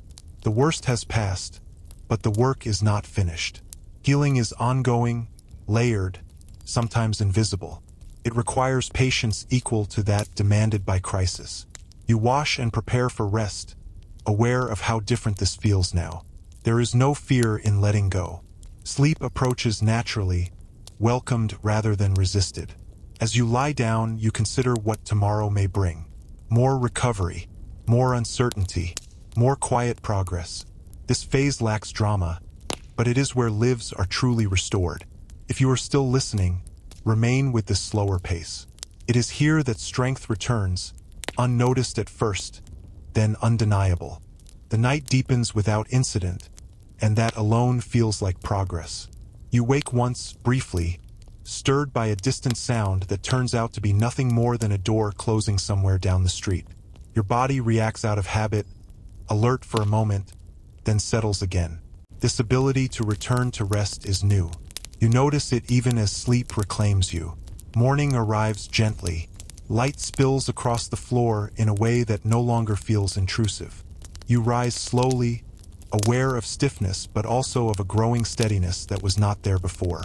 Your body feels like it belongs to you again, not like a tool borrowed against its will. You breathe deeply, testing the air in your lungs, and feel no resistance. This simple confirmation still matters. Outside, the city moves with quiet confidence. There is purpose in the footsteps you hear, not panic. People are no longer rushing toward or away from danger. They are moving toward tasks, obligations, plans that extend beyond the day itself. This forward-looking energy feels fragile, but real. You wash and prepare the space, noticing how your thoughts no longer race ahead of your hands. During the worst days, your mind lived minutes into the future, anticipating needs before they arose. Now it stays closer to the present. You allow this shift, trusting that awareness does not require constant tension. When you open the door, there are only a few people waiting. One is a familiar face, someone who has come several times already, each visit driven more by uncertainty than illness. Today, she seems calmer. She explains that she feels mostly well now but worries every ache might be the start of something new. You nod, understanding immediately. You talk with her at length, not rushing. You explain how the body recalibrates after stress, how sensations can feel exaggerated when fear has trained attention inward. You give her specific markers to watch for and, just as importantly, permission to ignore minor fluctuations. She leaves lighter, not because everything is resolved, but because it has been named. Another visitor arrives seeking advice rather than treatment. He wants to know when it is safe to resume full work. His livelihood depends on physical strength, and rest feels like a luxury he cannot afford. You listen carefully, weighing his situation. You explain the risks of returning too quickly, not in abstract terms, but in practical ones. Injury, relapse, longer absence later. He considers this quietly, then agrees to compromise. Partial work, gradual return. This negotiation feels like progress. As the morning continues, you realize how much of your work now involves translation rather than intervention. Translating bodily signals into understandable language. Translating fear into caution rather than panic. This role feels less dramatic than crisis care, but no less important. Late morning brings a moment of reflection. You notice that no one has arrived in distress for hours. This absence feels almost unsettling. You resist the urge to fill it with unnecessary activity. Instead, you sit and observe. You listen to the city. You listen to yourself. When midday comes, you step outside again. The sun is warm, but not oppressive. You watch people move through their routines, some still tentative, others more confident. You see children playing more freely now, their laughter less restrained. You realize how deeply the outbreak shaped even those who never fell ill. Fear traveled faster than disease. You return inside and take stock of supplies once more. You begin to reorganize not for emergency, but for longevity. You clean containers thoroughly. You arrange tools so they are easy to access but no longer crowd the space. This reordering feels symbolic, though you do not dwell on that thought. Meaning reveals itself later. The afternoon passes quietly. A man arrives complaining of lingering joint pain. You examine him and explain that inflammation often settles slowly, especially after prolonged illness. Movement will help, but only if done gently. He nods, grateful for guidance that does not demand immediate improvement. Later, a woman arrives not for herself, but for her husband, who refuses to come. He survived the illness but has grown withdrawn, irritable. You recognize this pattern. Survival sometimes leaves people altered, their patience thinned, their tolerance reduced. You offer suggestions she can take home. Encouragement without pressure. Routine without rigidity. Time. As the day stretches on, you feel a quiet satisfaction settle in. Not pride, but steadiness. The sense that the work is now aligned with healing rather than rescue. You know this phase will last longer. Weeks, perhaps months. But it feels manageable. Toward evening, you close the door earlier than usual. There is simply no one waiting. You take this as a sign, not of abandonment, but of recovery spreading beyond your walls. You clean once more, slowly, deliberately. Each motion feels less like defense and more like care. You sit alone as dusk gathers, listening to the city settle. Fires crackle, voices soften. Somewhere, someone laughs without restraint. You feel your shoulders relax without conscious effort.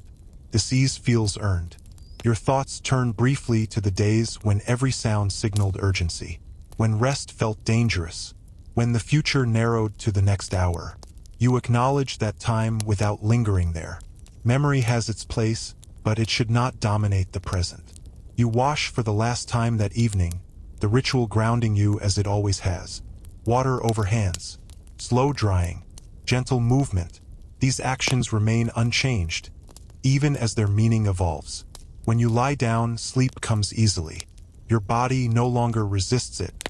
Dreams, if they come, are quieter now, less charged.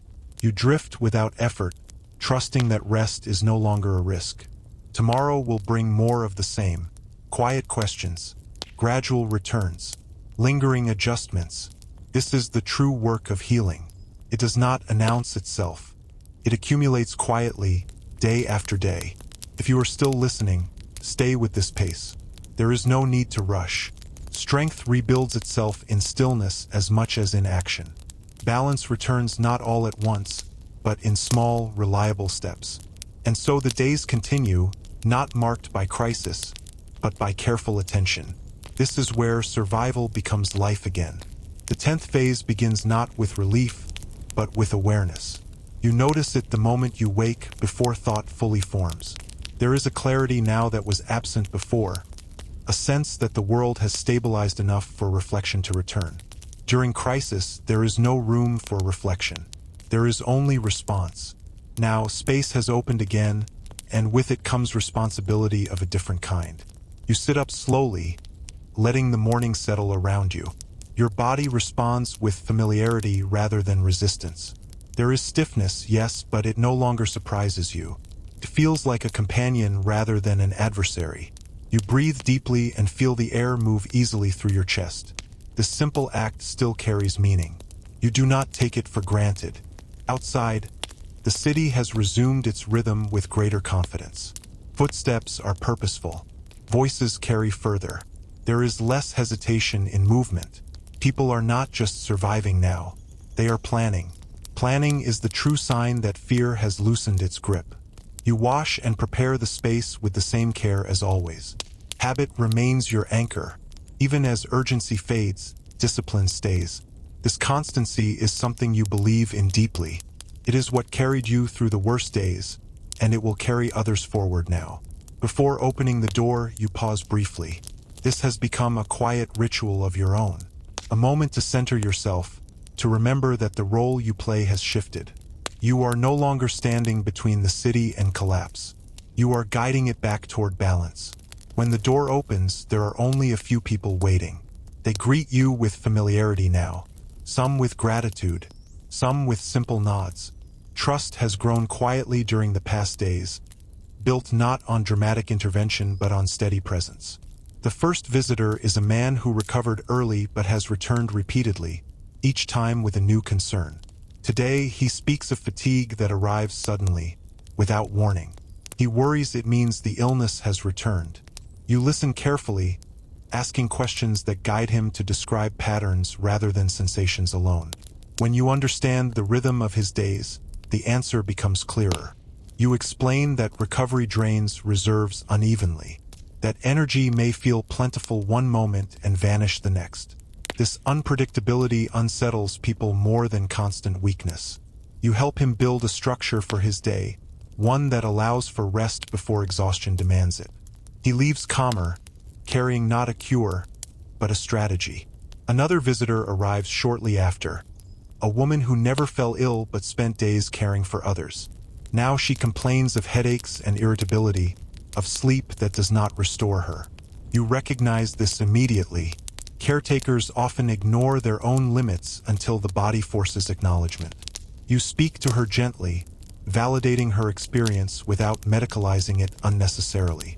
You explain that prolonged stress reshapes the body's responses, keeping it alert long after danger passes. Rest alone may not be enough at first. Routine, nourishment, quiet moments without responsibility all play a role. She listens, surprised, perhaps relieved to learn that her exhaustion has a name. As the morning continues, you notice how different your interactions have become. Fewer urgent decisions, more conversations, more teaching. You are translating experience into guidance now, turning hard-earned lessons into practical advice that others can carry forward. Mid-morning brings a visit from a familiar elder, someone who lived through earlier hardships long before this one. He comes not with complaint, but with observation. He remarks on how people are rushing back into old habits, as if eager to forget. He wonders aloud whether forgetting too quickly carries its own risks. You consider this carefully before answering. You agree that memory matters, but so does release. You explain that people need both remembrance and relief. Too much of either becomes harmful. He nods, satisfied not because you offered certainty, but because you respected the complexity of the question. By midday, the city outside feels fully awake. Activity hums steadily. There is still caution, but it is no longer paralyzing. You step outside briefly, letting the warmth of the sun reach your face. You watch people move with renewed purpose, and you feel a quiet sense of fulfillment. Not pride, alignment. You return inside and take time to organize your records more thoroughly than before. During crisis, notes were brief, focused on immediate need. Now you expand them. Patterns of recovery, emotional responses, the way fear lingered even after bodies healed. You know this knowledge will matter even if not immediately. A young couple arrives in the early afternoon, both having recovered, now concerned about starting a family. They ask whether the illness might have lasting effects. You answer honestly, sharing what you know and what remains uncertain. You emphasize patience, observation, and time. Fear thrives in silence. Information, even incomplete, steadies people. Later, a man arrives who avoided treatment during the worst days out of fear. Now he regrets it, worried that unseen damage remains. You examine him carefully, finding no immediate cause for alarm. You explain that avoidance itself can carry stress that mimics illness. Relief washes over him slowly as he realizes his body has endured more than he believed. Throughout the afternoon, you remain attentive not only to what people say, but to how they say it. Tone reveals as much as words. Recovery has given people space to process what they endured, and this processing emerges in subtle ways. Irritability, restlessness, quiet gratitude, all of it passes through your doorway. You take a short rest yourself, sitting quietly with water and simple food. You notice how your appetite has stabilized, how hunger arrives naturally now, not as an afterthought. These small signs reassure you that balance is returning not only to the city, but to you. As the light begins to shift, fewer visitors arrive. The day slows. You use the time to clean and restore order more fully than before. You rearrange supplies with longevity in mind, not emergency. This act feels symbolic, though you do not dwell on symbolism. Meaning reveals itself later. A final visitor arrives just before dusk. A young man who lost someone during the outbreak. He does not seek treatment. He seeks acknowledgement. You listen quietly as he speaks, offering no interruption. When he finishes, you do not attempt to explain or soothe. You simply acknowledge the loss. Sometimes presence is the only medicine available. When he leaves, the space feels heavier for a moment, then steadier. You clean slowly, deliberately, allowing the day to close properly. Ritual matters even now, perhaps especially now. You sit alone as evening settles, listening to the city wind down. The sounds are familiar again, predictable, comforting. You feel tired, but not depleted. This is the fatigue of meaningful work, not of constant alarm. As you wash one final time, you reflect on how far things have shifted. From crisis to recovery, from urgency to guidance, from fear to cautious hope. You know the path ahead will not be smooth. Setbacks will come, but the foundation has been laid. When you lie down, sleep approaches without resistance. Your body accepts rest now as part of healing rather than a risk. Your thoughts drift without urgency. Tomorrow will bring more conversations, more quiet adjustments. This is the work now. If you are still listening, stay with this rhythm. There is value in steadiness. There is strength in patience.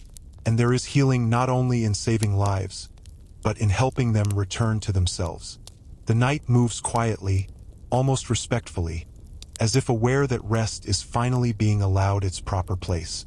You sleep more deeply now, not because vigilance has vanished, but because trust has returned. Trust in routine, trust in your own judgment, trust that not every sound requires response. When you wake, it is with the slow awareness of a body that has begun to recognize stability again. There is stiffness in your joints, but it fades as you move. Your breath remains steady. You sit for a moment before standing, letting yourself fully arrive in the day. This pause has become important. It reminds you that speed is no longer required. Outside, the city greets the morning with confidence. Doors open early. Voices rise in conversation rather than caution. You hear laughter carried on the air, unrestrained, genuine. It surprises you how emotional that sound feels. During the worst days, laughter felt impossible, almost inappropriate. Now it feels like a marker of survival. You wash and prepare the space as always. The ritual remains unchanged, but its meaning continues to evolve. Where it once felt like armor, now it feels like stewardship. You are maintaining something fragile but growing stronger with each careful day. When you open the door, only a handful of people wait. Some come regularly now, not because they are ill, but because they have come to trust the rhythm of these visits. They see you as a point of orientation, a place where questions can be placed gently without judgment. The first visitor is a man who has returned to work but finds himself irritable and short-tempered. He worries this change means something is wrong. You listen closely, recognizing the pattern. Stress held for too long often releases itself as impatience once pressure lifts. You explain this calmly, helping him see that his body and mind are recalibrating. You suggest rest, boundaries, and patience with himself. He leaves thoughtful, not cured, but reassured. Another arrives soon after, a woman concerned about her appetite, which has not fully returned. You examine her and find no cause for alarm. You explain that hunger often lags behind recovery, especially after prolonged illness. Nourishment may need to be intentional for a time, guided by schedule rather than desire. She nods, grateful for clarity. As the morning unfolds, you notice how your role has subtly transformed again. You are not just guiding individuals anymore. You are shaping collective understanding. Word spreads about what is normal, what is expected, what requires attention. This shared knowledge reduces fear more effectively than any single intervention. Late morning brings an unexpected moment. A group of neighbors arrives together, not seeking care, but bringing food. Simple offerings: bread, fruit, water. Gratitude expressed without ceremony. You accept quietly, understanding that refusing would disrupt something important. Community heals itself through these gestures as much as through medicine. You step outside briefly again, carrying one of the offerings. The city feels warmer now, not just in temperature, but in spirit. People move with purpose. Repairs are underway where neglect crept in during the crisis. Life is stitching itself back together, unevenly but persistently. Returning inside, you take time to reorganize once more, this time with an eye toward teaching. You arrange tools and supplies so that others can understand their use easily. Knowledge should not be hidden. It should be transferable. You make notes about what worked, what failed, what surprised you. These records feel heavier now, not because they are burdensome, but because they carry responsibility. The afternoon brings quieter visits. One man speaks of lingering fear around crowds. Another worries about traveling again. These concerns are not illnesses, but they shape behavior deeply. You address them honestly, acknowledging that fear fades unevenly. You encourage gradual exposure, not avoidance, paired with rest and reflection. Later, a familiar caretaker returns, reporting improvement. She slept deeply for the first time in weeks. Her headaches have eased. She looks lighter. You feel a quiet satisfaction at this. Not triumph, but confirmation that attention and patience matter. As the day stretches on, you find yourself with more moments of stillness. You use them not to disengage, but to observe. You notice how your own thoughts have changed. During crisis, your mind jumped constantly from problem to solution. Now it lingers, considers, it reflects. This mental shift feels both unfamiliar and welcome. Toward evening, a young apprentice arrives, eager to learn from what has happened. He asks questions not just about remedies, but about judgment, about how you decided what mattered when everything mattered. You answer thoughtfully, explaining that clarity comes from attention, not certainty. From watching patterns, listening closely, and accepting uncertainty without panic. He listens intently. You recognize yourself in him years earlier. You realize that part of recovery involves passing forward what was learned, not just moving on. As dusk approaches, you close the door again, earlier than before. There is no one waiting. The absence feels peaceful rather than ominous. You clean the space slowly, deliberately, restoring order fully.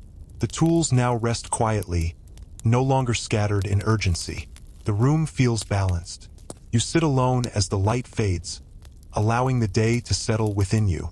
You think of those who struggled, those who recovered, those who were lost. You hold these thoughts without letting them overwhelm you. Memory has found its place. You wash one last time, the ritual grounding you as it always has. Water over hands, careful drying, gentle movement. These actions have carried you through every phase, unchanged even as everything else shifted. When you lie down, rest comes naturally. There is no fear in surrendering to sleep now. Your body accepts it as part of healing, part of living. Your mind drifts without urgency, without rehearsing scenarios. Tomorrow will bring more of this steady work. Guidance, listening, adjustment, The dramatic days are over, but the meaningful ones remain. This is where resilience takes root. If you are still listening, stay with this quiet strength. It does not announce itself. It builds slowly, day by day, until one morning you realize the world has become livable again. The 11th stretch begins with a kind of quiet confidence that would have felt dangerous earlier. You wake without urgency, but not without purpose. The habit of early rising remains, even though the need to defend the day has eased. Your body recognizes the hour before your mind does, and you sit up slowly, letting awareness gather. There is a steadiness now that feels earned. Your breathing is calm. Your thoughts are clear. Fatigue still lives in your muscles, but it no longer dominates them. Instead, it acts as a reminder, a signal that balance is something to be maintained rather than assumed. Outside, the city greets the morning with a sense of routine that has grown stronger with each passing day. Sounds arrive in predictable layers. The scrape of a broom, the murmur of conversation, the soft clatter of preparation. These noises no longer signal threat. They signal continuity. You wash and prepare the space as you always have, though now the actions feel almost ceremonial. Cleanliness has become less about defense and more about respect for the work ahead. You arrange the tools with care, noticing how little you need now compared to before. Crisis required everything at once. Recovery demands selectivity. Before opening the door, you pause again, as you have done each morning. This moment has become a boundary between rest and responsibility. You acknowledge quietly that your role continues to change. You are no longer responding to danger. You are shaping stability. When the door opens, a few familiar faces greet you. They enter with ease rather than apprehension. Some have returned so often that they feel like part of the rhythm now. Their visits are less about symptoms and more about confirmation that they are moving in the right direction. The first patient speaks of energy that returns unevenly. One day strong, the next subdued. You listen, recognizing the pattern immediately. Recovery is not linear, and bodies resent being forced into straight lines. You explain this patiently, helping them understand that fluctuation is not failure. It is adjustment. Another visitor arrives concerned about appetite changes that have not fully resolved. You examine carefully, finding no signs of illness. You explain that hunger often follows recovery rather than leads it. The body prioritizes repair before desire. She leaves reassured, carrying understanding instead of fear. As the morning continues, you notice something subtle but important. People speak more openly now. They describe not only physical sensations, but emotions. Irritation, sadness, restlessness, relief mixed with guilt. These feelings were present before, but urgency crowded them out. Now they surface. You treat these concerns with the same seriousness as physical ones. You listen, you normalize, you guide without dismissing. Emotional recovery does not require remedies, but it does require acknowledgement. People leave lighter when their experiences are named. Mid-morning brings a man who avoided illness entirely but now struggles with persistent anxiety. He describes how his body reacts to minor sensations as if danger has returned. You explain how prolonged fear can train the nervous system to remain alert long after threat has passed. This understanding comforts him more than reassurance alone. You suggest simple grounding practices, regular meals, consistent sleep, gentle movement, predictability. Stability must be taught again after chaos. He listens carefully, grateful for something practical to do. By midday, the pace slows naturally. Fewer visitors arrive. You step outside briefly, feeling the warmth of the sun on your face. The city feels settled now, though not careless. You observe people moving with confidence that is not reckless. This balance pleases you. When you return inside, you spend time reviewing your records again, but with a different lens. You are no longer documenting crisis. You are documenting aftermath, patterns of emotional response. The way fatigue lingers differently depending on age, workload, and fear. You realize how valuable this knowledge will be, not just for future illness, but for understanding people more fully. In the early afternoon, a familiar caretaker returns, this time smiling. She reports improved sleep, fewer headaches, a return of patience. You feel quiet satisfaction, not triumph but confirmation. Guidance, when given with care, can ripple outward. Another visitor arrives carrying concern about returning to travel. He fears exposure even though risk has diminished. You discuss this openly, acknowledging that trust returns slowly. You encourage gradual steps rather than avoidance. Fear shrinks when faced gently. As the day continues, you feel your own energy settle into a steady rhythm. You no longer measure the day in emergencies avoided. You measure it in conversations held, fears eased, understanding shared. This work feels quieter, but deeper. Late afternoon brings an unexpected pause. No one arrives for a long stretch. You sit, listening to the city, noticing how your mind drifts differently now. It wanders without rehearsing worst outcomes. This mental shift feels like one of the clearest signs that recovery has taken hold. When someone does arrive, it is an older man seeking not treatment, but conversation. He speaks of earlier hardships, of times when communities rebuilt after loss. He reflects on how people forget lessons quickly once comfort returns. You listen thoughtfully, acknowledging both the necessity of forgetting and the importance of remembering. You share your belief that memory need not be heavy to be useful, that lessons can live quietly within habit rather than fear. He nods, satisfied not by certainty, but by reflection. As evening approaches, you clean slowly, deliberately. The ritual has changed again. It no longer signals closure after battle. It signals readiness for tomorrow's quiet work. You arrange the space with longevity in mind. You sit alone briefly as dusk gathers. The city's sounds soften. You feel tired, but grounded. This fatigue feels integrated, part of a life lived attentively rather than a life spent reacting. You wash once more, noticing how natural the motions feel now. Water over hands, careful drying. These actions have anchored you through every phase, and they continue to do so. As you prepare to rest, you reflect on how the work has transformed you. Not dramatically, but subtly. You have learned patience of a different kind. The patience to allow healing to take its time. The patience to guide without controlling outcomes. Tomorrow will bring more of the same. Questions, conversations, small adjustments. This is not the work that earns praise, but it is the work that restores lives. If you are still listening, stay with this steadiness. It is easy to mistake calm for emptiness. In truth, it is fullness without noise. The evening settles gently, without the sharp edges that once accompanied nightfall. You notice this as you prepare to rest, how darkness no longer feels like a narrowing of options. Instead, it feels like a pause that belongs where it is. Sleep comes without argument, and when you wake during the night, it is not from vigilance but from the simple act of turning over, of the body adjusting itself and then settling again. Morning returns with a softness you would not have trusted before. Light enters the room quietly, touching the floor and walls without demanding attention. You sit up and remain still for a moment, allowing awareness to rise naturally. There is no inventory of threats, no immediate calculation of what must be done first. Instead, there is a gentle sense of readiness, like a tool laid carefully where it belongs.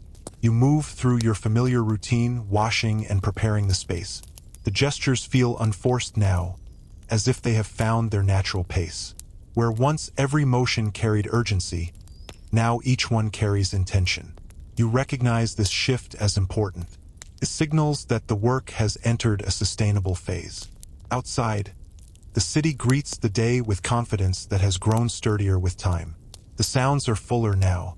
Conversations linger. Footsteps overlap. People move not just toward tasks, but toward one another. The social fabric, once thinned by fear, has begun to weave itself back together. When you open the door, there are only a few visitors waiting, but they enter with ease. Their shoulders are no longer hunched. Their voices no longer tremble. They speak openly, trusting that what they bring will be met with patience rather than urgency. The first visitor speaks of restlessness that arrives in the evening, just as the day winds down. You recognized this immediately. When danger dominated daylight hours, night became the only space where fear could surface. Now that daylight feels safer, that pattern lingers. You explain this gently, offering reassurance that the body often releases stored tension when it senses safety. You suggest calming rituals before rest, not as remedies, but as signals to the nervous system. The visitor nods, relieved to understand what once felt mysterious. Another arrives with questions about memory. She worries that she cannot recall parts of the worst days clearly. You listen carefully, understanding the fear beneath the concern. You explain that the mind often protects itself during prolonged stress by narrowing focus, preserving function at the expense of detail. Forgetting is not damage. It is adaptation. She exhales slowly, tension leaving her shoulders. As the morning continues, you notice how conversations now flow beyond symptoms. People speak of returning to work, of repairing homes, of planning gatherings that were postponed. These plans are tentative but real. They mark a shift from endurance to intention. Mid-morning brings a visitor who surprises you. A former skeptic, someone who resisted guidance early on, now arrives with humility. He admits that he underestimated the importance of rest and patience.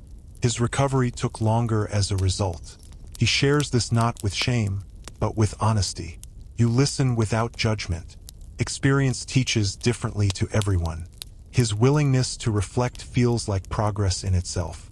You encourage him to share what he has learned with others. Knowledge spreads more effectively when carried by those who once doubted it. He agrees, understanding the value of his voice now. By midday, the pace slows again. You step outside briefly, observing the city with new eyes. You notice how spaces once avoided are now reclaimed, how people linger where they once hurried past. Fear shaped movement for a long time. Now trust is reshaping it, cautiously but persistently. When you return inside, you spend time organizing not just supplies but knowledge. You rewrite notes more clearly, grouping observations, refining language.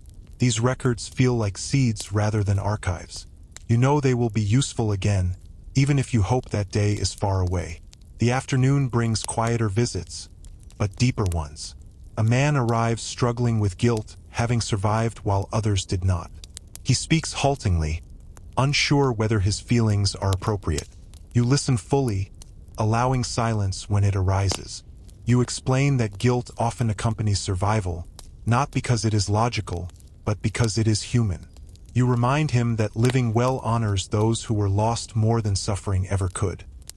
He leaves still carrying grief, but less burdened by confusion. Later, a young woman arrives asking how to help others now that she feels strong again. This question signals a turning point. Recovery that seeks outward expression often marks true healing. You suggest simple ways to contribute without overextending herself. Support does not require sacrifice. It requires presence. As the afternoon fades, you find yourself reflecting on how much the work has changed. You are no longer absorbing fear. You are redistributing stability. This requires a different kind of attention, one that listens for subtle imbalance rather than obvious crisis. You clean again, slowly, restoring the space with care. The tools now feel like companions rather than weapons. Each has a place. Each carries memory, but not weight. As dusk settles, you sit alone once more. The city outside softens into evening rhythms. Fires glow, voices quiet. There is a sense of continuity that feels almost sacred. You allow yourself to feel gratitude, not in a dramatic way, but in a grounded one. Gratitude for steadiness, for routine, for the quiet return of trust. You wash for the final time that day, the ritual unchanged. Water over hands, careful drying, gentle movement. These actions have remained constant through every phase, anchoring you when everything else shifted. You understand now why such rituals endure. They carry meaning without requiring explanation. When you lie down, sleep arrives naturally. There is no rehearsal of scenarios, no scanning for threats. Your mind drifts through ordinary thoughts. Tomorrow's conversations, small tasks, nothing urgent. This ordinariness feels precious. Tomorrow will continue this work. More guidance, more listening, more quiet rebuilding. The dramatic days are behind you, but the meaningful ones stretch ahead. If you are still listening, stay with this quiet resilience. It does not announce itself loudly. It settles in, day by day, until life feels whole again. The 12th stretch unfolds with a feeling that is difficult to name at first. It is not relief and it is not tension. It feels more like depth, as if the days have gained weight not in burden but in meaning. You wake before dawn again, though now the early hour feels chosen rather than demanded. Your body rises into awareness without resistance, as if it understands that steadiness has become the work itself. You remain seated for a moment, breathing slowly, letting the day approach you rather than meeting it halfway. Your chest moves easily. Your thoughts arrive one by one instead of all at once. This quiet ordering of the mind still feels like something to be protected. Outside, the city prepares itself in familiar layers. Fires light, doors open, voices overlap in low conversation.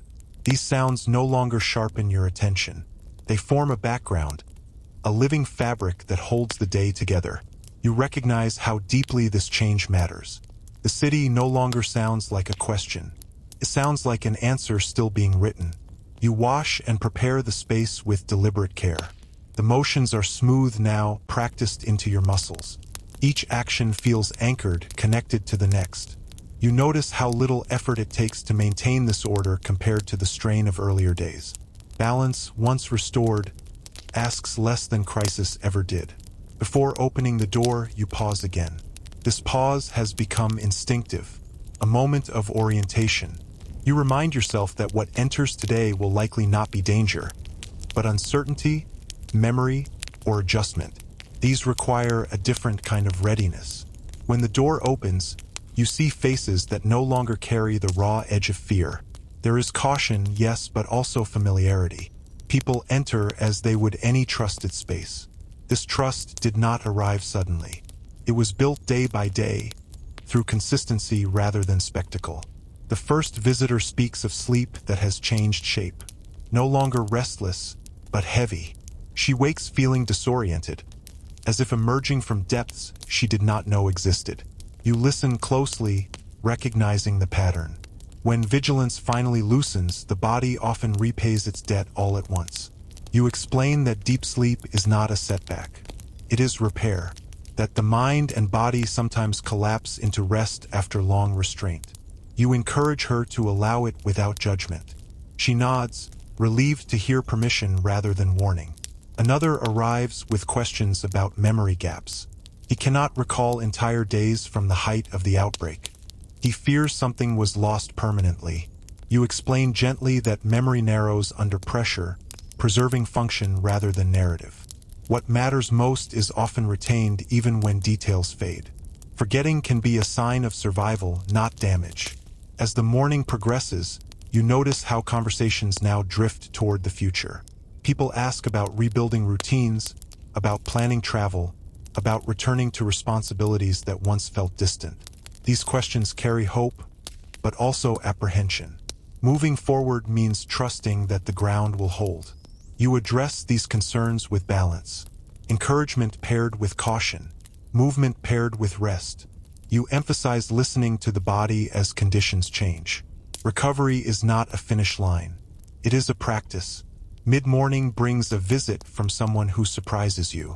A merchant who once dismissed precautions now speaks openly about how fear changed him. He admits that during the worst days he felt smaller, more fragile than he had ever known. Now he struggles with the memory of that vulnerability. You listen without interruption. Fear reshapes identity as much as illness reshapes the body. You explain that vulnerability does not erase strength. It reveals it, that surviving fear expands understanding rather than diminishing it. He leaves thoughtful, carrying a new frame rather than a cure. By midday, the pace slows naturally. You step outside briefly, feeling the warmth of the sun. The city appears steadier now. Repairs are visible. Markets fuller. Children louder. You realize that recovery expresses itself not through absence of pain, but through presence of intention. Returning inside, you take time to organize records again. refining observations into clearer language.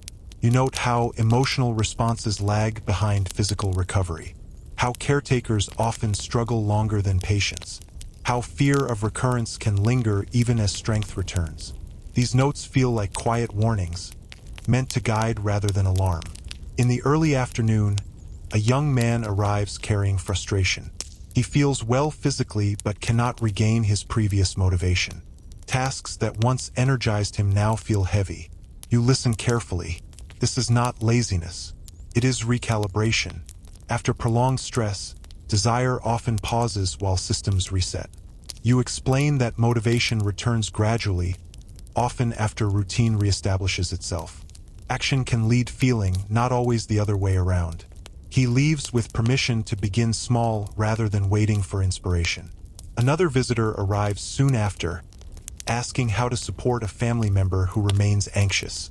You discuss patience, predictability, gentle exposure to normal activities. You emphasize that reassurance alone rarely works. Consistent experience does. Stability must be demonstrated repeatedly before it is believed. As the afternoon unfolds, you feel a quiet steadiness within yourself. The work no longer drains you the way it once did. Instead, it feels like alignment. Each conversation fits into a larger pattern of rebuilding that you can now see clearly. Late afternoon brings a lull. No visitors for a long stretch. You sit, listening to the city, aware of how different silence feels now. It no longer signals danger. It signals rest. When someone finally arrives, it is an elder seeking conversation rather than care. He speaks of cycles he has witnessed, of how communities tighten under threat and loosen afterward. He wonders aloud how long this balance will last. You answer honestly that balance is never permanent. It is maintained. His nod tells you he understands. As evening approaches, you clean slowly, deliberately, restoring the space to order. The ritual no longer feels like closing a defensive gate. It feels like tending a living place. You sit alone as dusk gathers, noticing how your thoughts settle naturally. There is no urge to replay the worst moments. Memory has softened its grip. What remains feels instructive rather than overwhelming. You wash once more, the familiar rhythm grounding you. Water over hands, careful drying. These actions remain unchanged, even as the world around them continues to shift. As you prepare to rest, you reflect on how recovery deepens with time. The absence of crisis does not mean the absence of work. It means the work has changed form. It now asks for patience, presence, and attention to subtlety. Tomorrow will continue this process. More conversations, more quiet adjustments, more rebuilding that happens slowly enough to be almost invisible. If you are still listening, stay with this depth. Healing does not rush. It settles, layer by layer, until life feels inhabitable again. The night arrives without ceremony, and you welcome that. Darkness no longer feels like an interruption or a threat. It feels like a necessary counterweight to the day. You sleep deeply, the kind of sleep that does not collapse you but restores you, and when you wake briefly, it is only to adjust your position before drifting back again. Morning returns with a sense of quiet continuity. Light slips into the room gently, touching familiar surfaces without urgency. You sit up and pause, allowing awareness to gather. There is no rush to interpret the day. You have learned that clarity does not arrive faster when chased. You move through your routine with steady intention. Washing, preparing the space, arranging tools that now feel less like instruments of defense and more like companions in guidance. Each movement carries memory, but memory no longer dictates urgency. It informs care. Outside, the city hums with a steadiness that has matured over time. This is not the fragile calm that follows immediate danger, but a thicker, more resilient rhythm. People have resumed patterns that extend beyond a single day. There is talk of future plans spoken aloud without hesitation. You hear it in passing conversations, in the way people linger instead of rushing. When you open the door, the few who wait enter easily. Their steps are unguarded, their voices steady. You recognize how meaningful this is. Trust is no longer borrowed from necessity. It has been earned through consistency. The The first visitor speaks of a strange sensation of distance, as if the world feels slightly unreal at times. You listen carefully. This sense of detachment often follows prolonged stress. The mind, having spent so long braced against threat, sometimes hesitates to fully re-enter ordinary experience. You explain this gently, emphasizing that such sensations often fade as routine strengthens. You suggest grounding through simple physical actions. Walking, touching familiar objects, predictable meals. The body often leads the mind back to presence. The visitor leaves calmer, no longer fearing that something essential has broken. Another arrives concerned about sudden bursts of energy followed by equally sudden fatigue.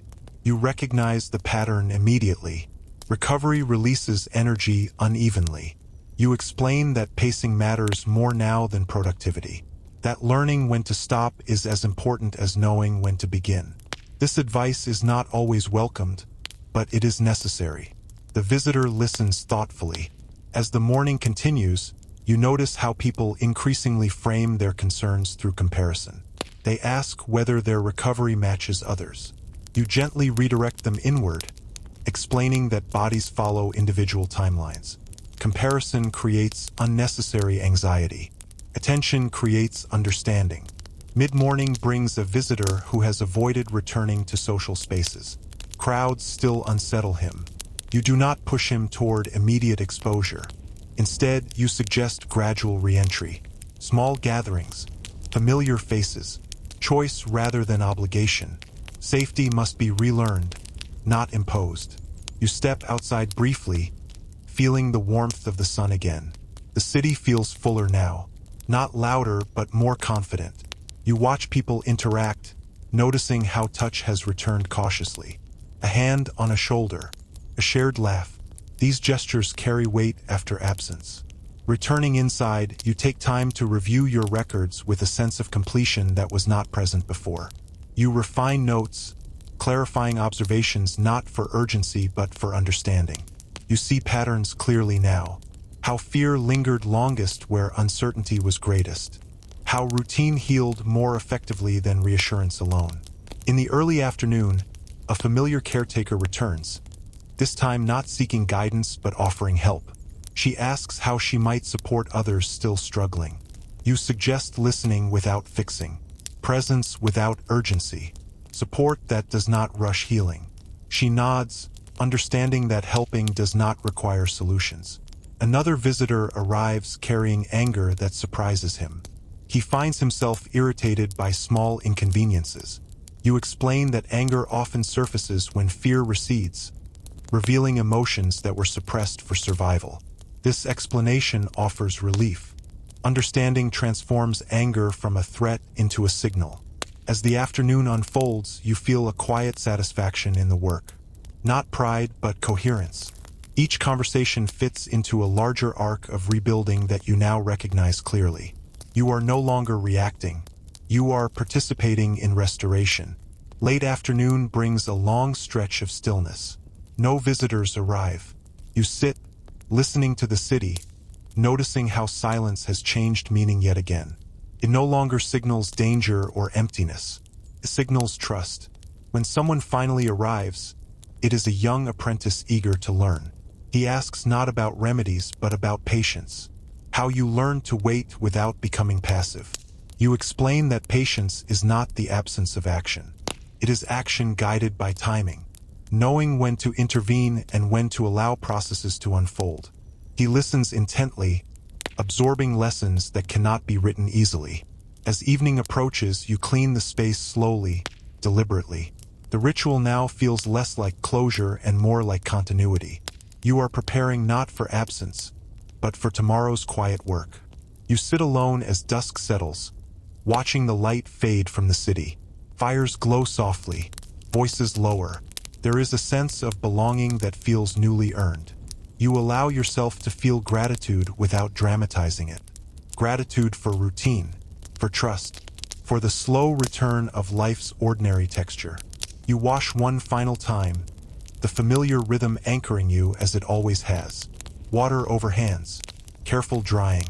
These actions remain unchanged, even as the meaning they carry continues to deepen.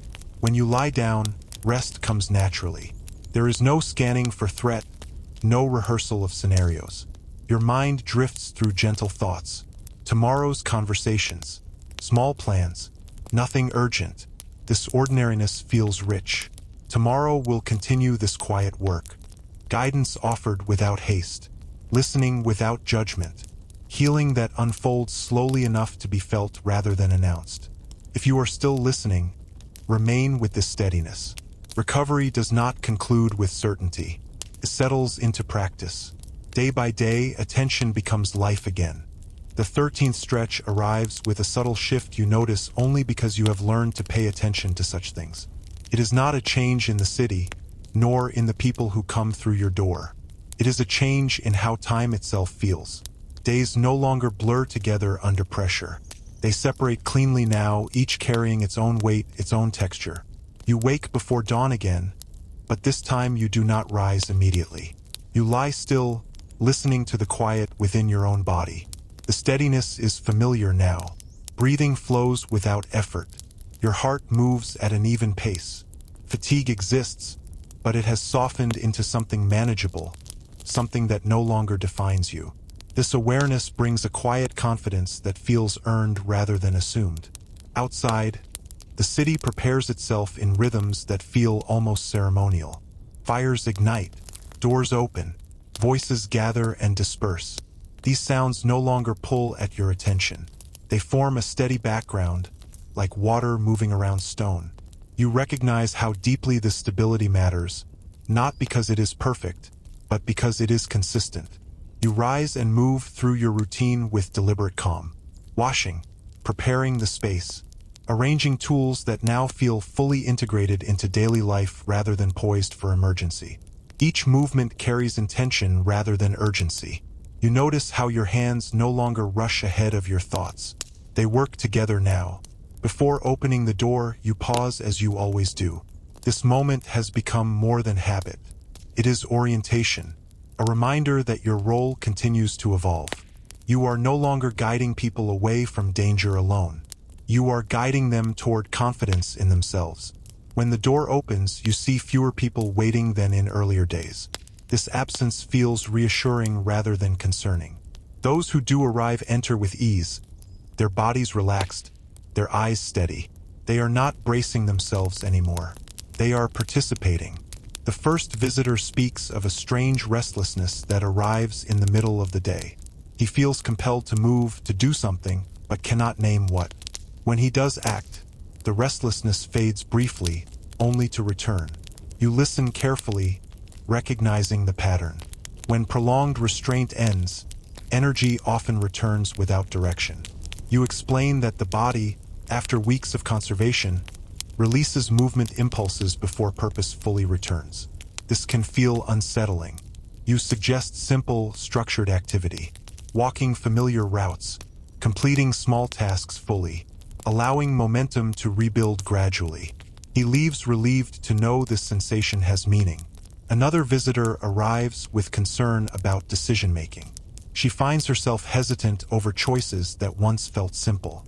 You listen, understanding that crisis simplifies life brutally. Choices narrow. When options return, uncertainty can feel overwhelming. You explain that hesitation is not weakness. It is recalibration. She nods, grateful for language that reframes her experience. As the morning continues, conversations deepen. People no longer focus solely on symptoms.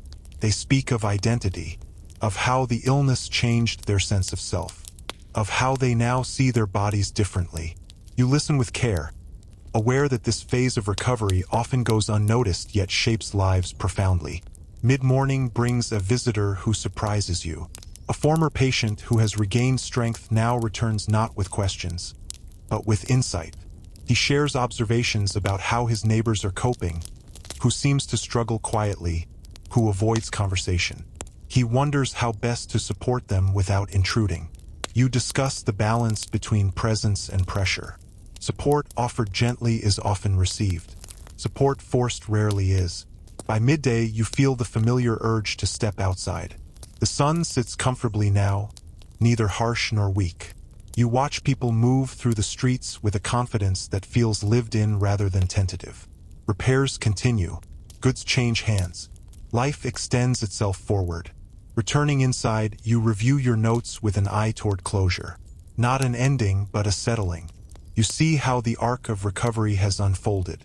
Physical healing first. Emotional release second. Meaning-making last. This order repeats itself across individuals regardless of background. The pattern feels instructive. In the early afternoon, a young woman arrives carrying frustration. She feels well physically but struggles with a sense of emptiness. Activities that once brought joy now feel muted. You listen carefully. This emptiness often follows survival. When danger dominated life, meaning was immediate. Once safety returns, meaning must be rebuilt. You explain that joy often lags behind relief, that pleasure returns gradually as trust in safety deepens. You encourage patience without resignation. She leaves thoughtful, no longer fearing that something essential has been lost forever. Another visitor arrives with questions about responsibility. He worries about falling back into old habits that ignored health and balance. You discuss boundaries, how crisis teaches lessons that routine often erodes. You suggest anchoring change to habit rather than memory. Memory fades, habit persists. As the afternoon unfolds, you notice how your own attention has shifted again. You are no longer scanning for signs of relapse or collapse. You are listening for subtle misalignments. This requires a different kind of presence, one that does not rely on adrenaline. You feel capable of it now. Late afternoon brings a lull. You sit quietly, listening to the city. Silence has taken on a new character. It feels spacious rather than empty. Your thoughts drift without urgency, touching ideas rather than gripping them. When someone finally arrives, it is an elder seeking perspective rather than care. He speaks of how quickly people wish to return to what they were before. He wonders whether that is wise.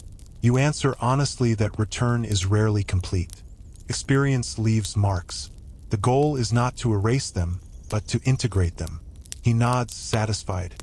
As evening approaches, you clean the space with the same deliberate care as always. The ritual now feels fully integrated into life rather than marking transitions. You are no longer closing after crisis. You are maintaining a place of steadiness. You sit alone as dusk gathers, noticing how naturally your thoughts settle. There is no urge to recount the worst moments. Memory feels balanced now, neither suppressed nor dominant. You recognize this as a sign of healing within yourself. You wash once more, the familiar rhythm anchoring you. Water over hands, careful drying. These actions have remained constant through every phase, and they continue to carry meaning without requiring reflection. As you prepare to rest, you consider how recovery has shifted from an event into a way of living. Tension, moderation, presence. These are no longer emergency measures. They are values. Tomorrow will continue this quiet unfolding. More conversations that refine understanding. More subtle adjustments. More evidence that life, when given space and care, repairs itself. If you are still listening, stay with this patience. It is not passive. It is active trust practiced day by day. The night settles in slowly, without the heaviness that once came with it. You notice how your body responds now, not by bracing, but by easing. Sleep arrives in layers, not all at once, carrying you down gently rather than pulling you under. When you wake briefly, there is no sense of alarm, only awareness followed by rest again. Morning returns with a clear, unforced light. You rise when it feels natural, not because urgency demands it. Your body has learned the rhythm again. Breathing is steady. Movement is fluid. The lingering fatigue you once feared has become a quiet signal rather than a limitation. You sit for a moment before beginning the day, letting thoughts surface and pass without clinging to them. This pause has become one of the most important parts of your routine. It reminds you that not every moment needs to be filled, and that clarity often appears in stillness. Outside, the city wakes with a grounded confidence. The sounds are familiar now, not sharp, not cautious. They flow together easily. There is laughter carried on the air, conversations that wander rather than rush. You recognize how deeply this ease reflects collective healing. You wash and prepare the space as you always do. The motions feel almost meditative now. Each action connects smoothly to the next. The tools you arrange no longer symbolize readiness for crisis. They represent continuity, care that persists beyond emergency. When you open the door, there are only a handful of people waiting. Fewer than before, and that feels right. Those who enter do so with openness, not desperation. Their questions are quieter now, more reflective. The first visitor speaks about uncertainty that arises when she imagines the future. She is no longer afraid of immediate danger, but she worries about direction. Without crisis to guide her choices, she feels unmoored. You listen carefully, recognizing this transition well. When survival no longer dictates priorities, meaning must be chosen. You explain that this uncertainty is not failure. It is freedom arriving without instructions. You encourage exploration without pressure, trying paths lightly, letting curiosity replace urgency. She leaves with relief, understanding that not knowing is part of beginning again. Another visitor arrives carrying concern for someone else rather than himself. He describes a friend who seems outwardly fine but withdraws quietly from connection. You discuss how healing often diverges internally and externally. You suggest gentle consistency rather than confrontation. Presence offered without demand. Support that waits patiently. As the morning continues, you notice how people now speak more about relationships than symptoms. About trust, boundaries, reconnection. This shift feels significant. It signals that life has moved beyond repair and into redefinition. Mid-morning brings a familiar face, someone who struggled deeply early on. She speaks now with steadiness, reflecting on how the experience reshaped her priorities. She describes letting go of obligations that drained her, of expectations that no longer fit. You listen with respect. Recovery often clarifies values more sharply than any philosophy. You step outside briefly as the sun rises higher. The warmth feels balanced. The city looks inhabited again, not just occupied. People move with purpose that extends beyond necessity. This observation brings a quiet satisfaction. The work you have done is woven into the scene, though invisibly. Returning inside, you review your notes once more, but now with a different intention. You are no longer documenting a crisis. You are distilling understanding. You identify lessons that extend beyond this time. About fear, about patience, about the body's quiet intelligence. These insights feel enduring. In the early afternoon, a visitor arrives struggling with guilt over slowing down. He feels pressure to resume full productivity, to prove that he has recovered. You listen and explain that rest is not a sign of weakness after hardship. It is a continuation of healing. You remind him that resilience is built through balance, not strain. He leaves lighter, less driven by invisible expectations. Another visitor arrives soon after, asking how to maintain the calm she has found. She fears losing it as life grows busier.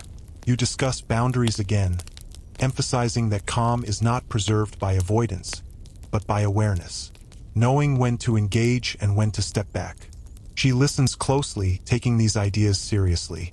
As the afternoon progresses, you sense a shift within yourself. The work feels complete in a way that does not demand closure. You are no longer holding tension in reserve. Your attention moves easily between listening and reflecting. This ease feels earned. Late afternoon brings another long, quiet stretch. You sit alone, listening to distant sounds. Silence now feels like space rather than absence. Your thoughts drift without pulling you into memory or anticipation. This neutrality feels precious. When someone finally arrives, it is a young person seeking guidance about purpose. Not health, not fear, but direction. You listen thoughtfully and speak honestly. Purpose rarely arrives fully formed. It emerges through engagement, through testing, through patience. He nods, accepting that uncertainty is not something to escape, but something to walk with. As evening approaches, you clean the space once more. The ritual has become second nature, and yet it never loses its grounding effect. It marks continuity rather than endings. Tomorrow will come and the space will be ready. You sit alone as dusk settles, watching the city soften into night. Lights glow, voices lower. There is a sense of belonging that feels quiet and complete. You allow yourself to feel gratitude without analysis. Gratitude for steadiness, for routine, for the slow, reliable return of life. You wash one final time, the familiar rhythm anchoring you. Water over hands, careful drying. These actions remain unchanged, even as everything around them continues to evolve. When you lie down, rest comes easily. There is no scanning of memory, no rehearsal of danger.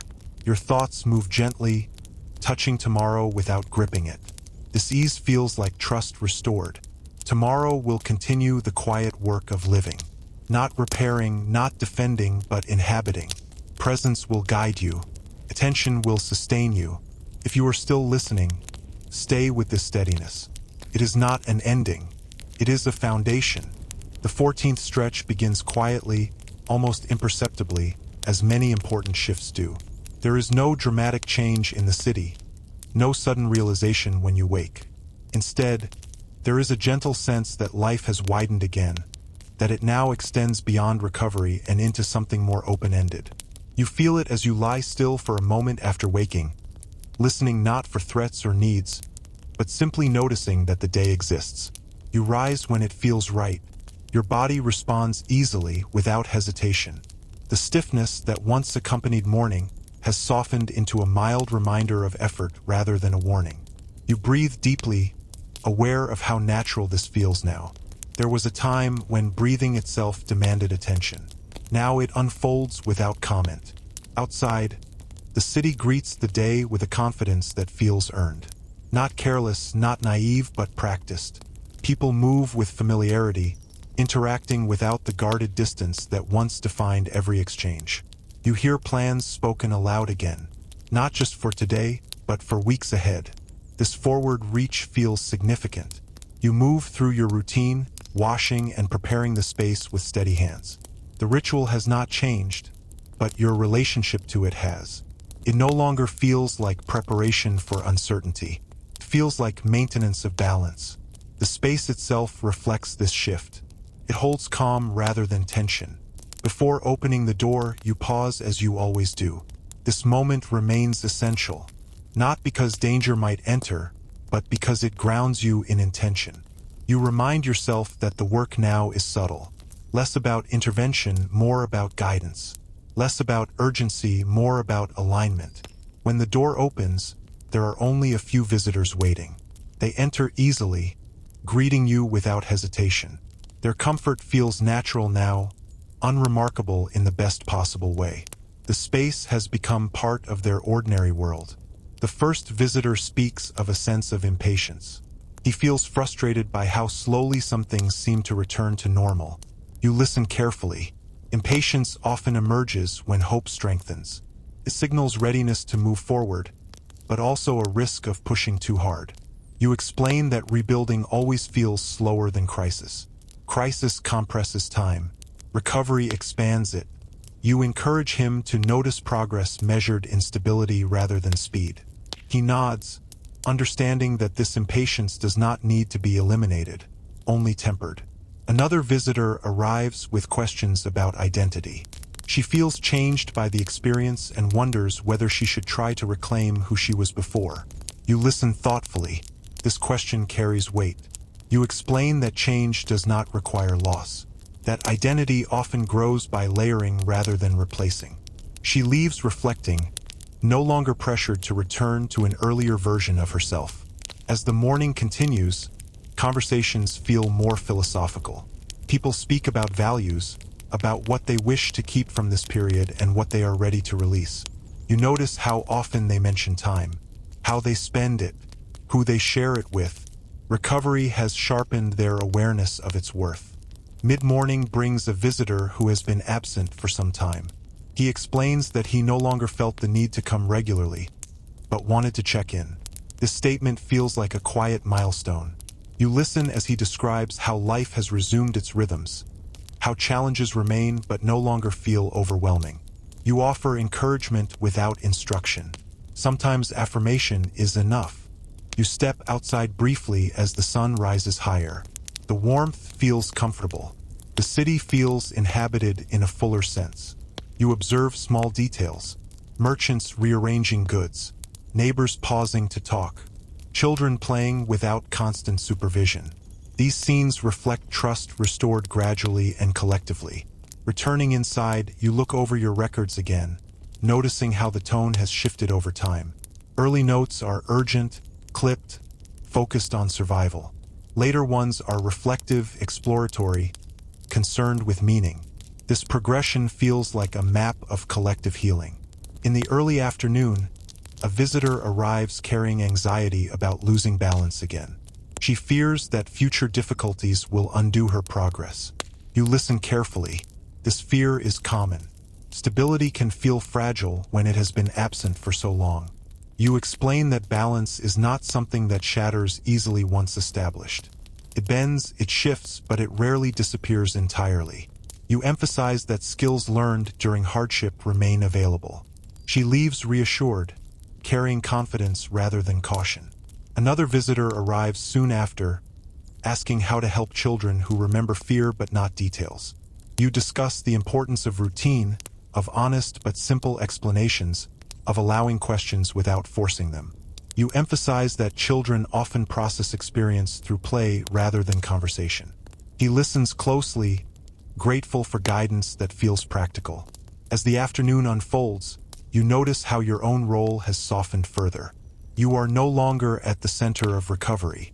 You are one part of a wider network of support that has reformed itself organically. This realization brings relief rather than loss. Late afternoon brings a long, quiet stretch. You sit, listening to distant sounds. Silence feels generous now. It offers space rather than absence. Your thoughts wander gently, touching plans without urgency. When someone finally arrives, it is an elder seeking reflection. He speaks about how hardship revealed both weakness and strength in the community.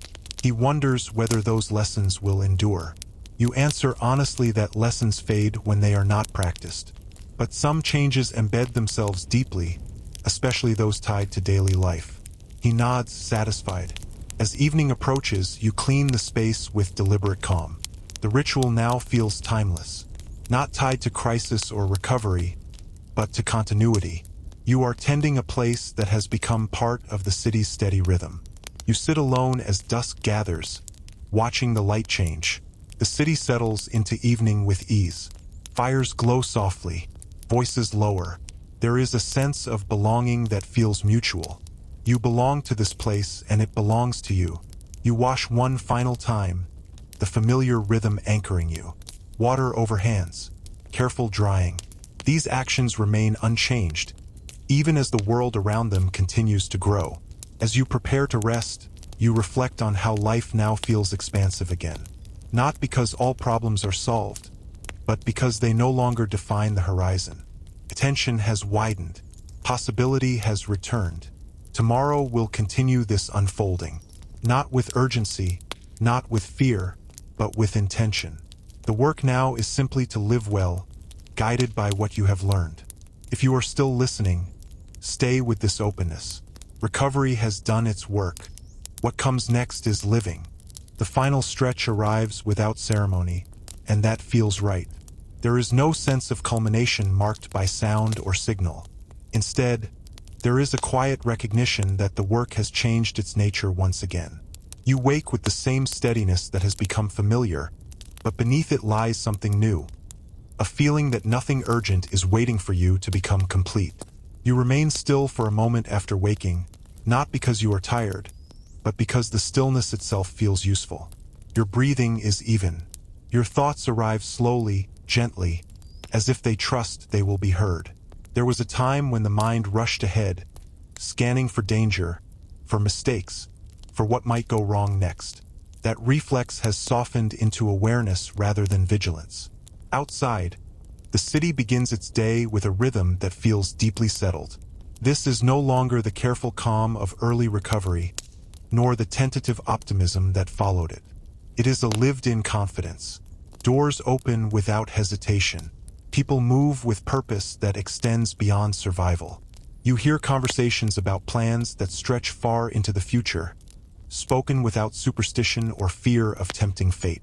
You rise and move through your routine one last time with conscious attention. Washing, preparing the space, arranging tools that now feel less like symbols of your role and more like quiet witnesses to it. Each motion feels complete in itself. There is no sense of preparing for something unknown.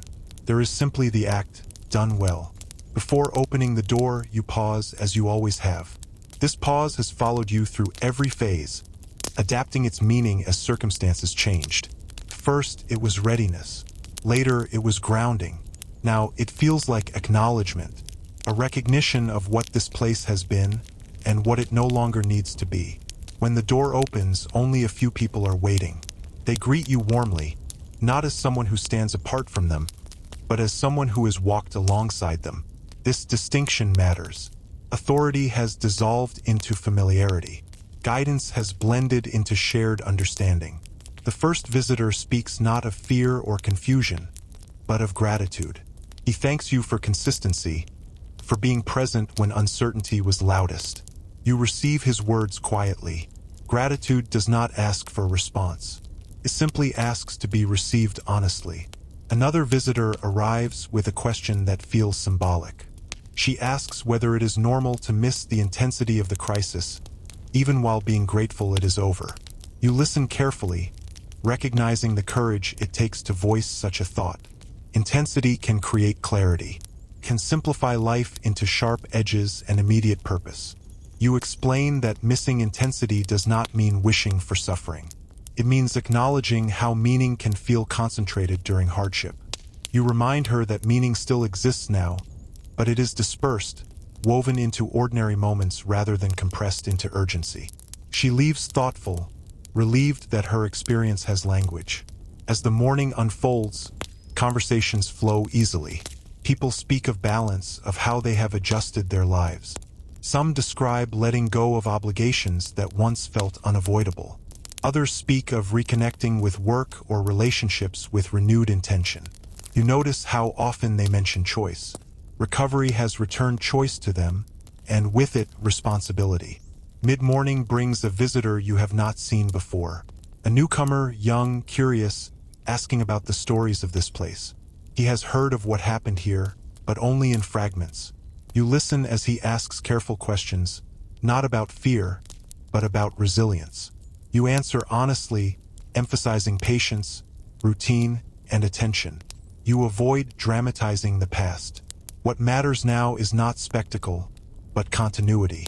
You step outside briefly as the sun climbs. The city feels complete in a way that defies simple description. Not perfect, not untouched, but whole. Scars remain, but they no longer dominate the landscape. Life flows around them naturally. Returning inside, you take one last look at your records. The pages tell a story not just of illness and recovery, but of adaptation. You see how language shifted over time, how urgency gave way to reflection, how fear made room for understanding. These records no longer feel like tools for crisis. They feel like testimony. In the early afternoon, a familiar caretaker arrives, no longer seeking guidance. She speaks of how she now trusts herself to respond to difficulty without panic. This statement feels significant. It signals the transfer of responsibility back to the individual, where it belongs. You affirm her confidence without inflating it. Trust grows best when treated as normal. Another visitor arrives soon after, asking whether it is time to close this place. The question hangs in the air, not heavy, but meaningful. You consider it carefully. Closure does not always mean disappearance. Sometimes it means transformation. You explain that places like this often fade naturally rather than ending abruptly. As need diminishes, presence shifts. Support becomes distributed rather than centralized. He nods, understanding that endings do not need to be dramatic to be real. As the afternoon progresses, fewer people arrive. The quiet stretches grow longer. You sit, listening to the city, noticing how silence now feels neither charged nor empty. feels neutral, spacious. Your thoughts move gently, no longer anchored to the role you have played here. Late afternoon brings one final conversation that stays with you. An elder sits across from you and speaks softly about impermanence, about how all phases pass, even the ones that feel defining. He asks what you will carry forward from this time. You answer without hesitation, tension, humility, trust in slow processes. He smiles, satisfied. As evening approaches, you clean the space one last time with deliberate care. The ritual feels complete, not because it will never be done again, but because it has fulfilled its purpose here. The space feels settled, ready to exist without constant tending. You sit alone as dusk gathers, watching the light soften across the city. Fires glow, voices lower. The city breathes easily. You feel a quiet belonging that does not demand affirmation. It simply exists. You wash one final time, the familiar rhythm anchoring you as it always has. Water over hands, careful drying. These actions have been the thread through every chapter of this journey. They remain simple, unchanged, sufficient. As you prepare to rest, you reflect on how the story has resolved itself not with answers, but with capacity. The capacity to respond, to adapt, to live without constant fear. This feels like the truest form of resolution. Tomorrow will come and life will continue, not as recovery, not as crisis, but as living shaped by experience. You will move forward carrying what matters and releasing what no longer does. If you are still listening, let this be the place where the story rests. Not because it has ended, but because it no longer needs to be told.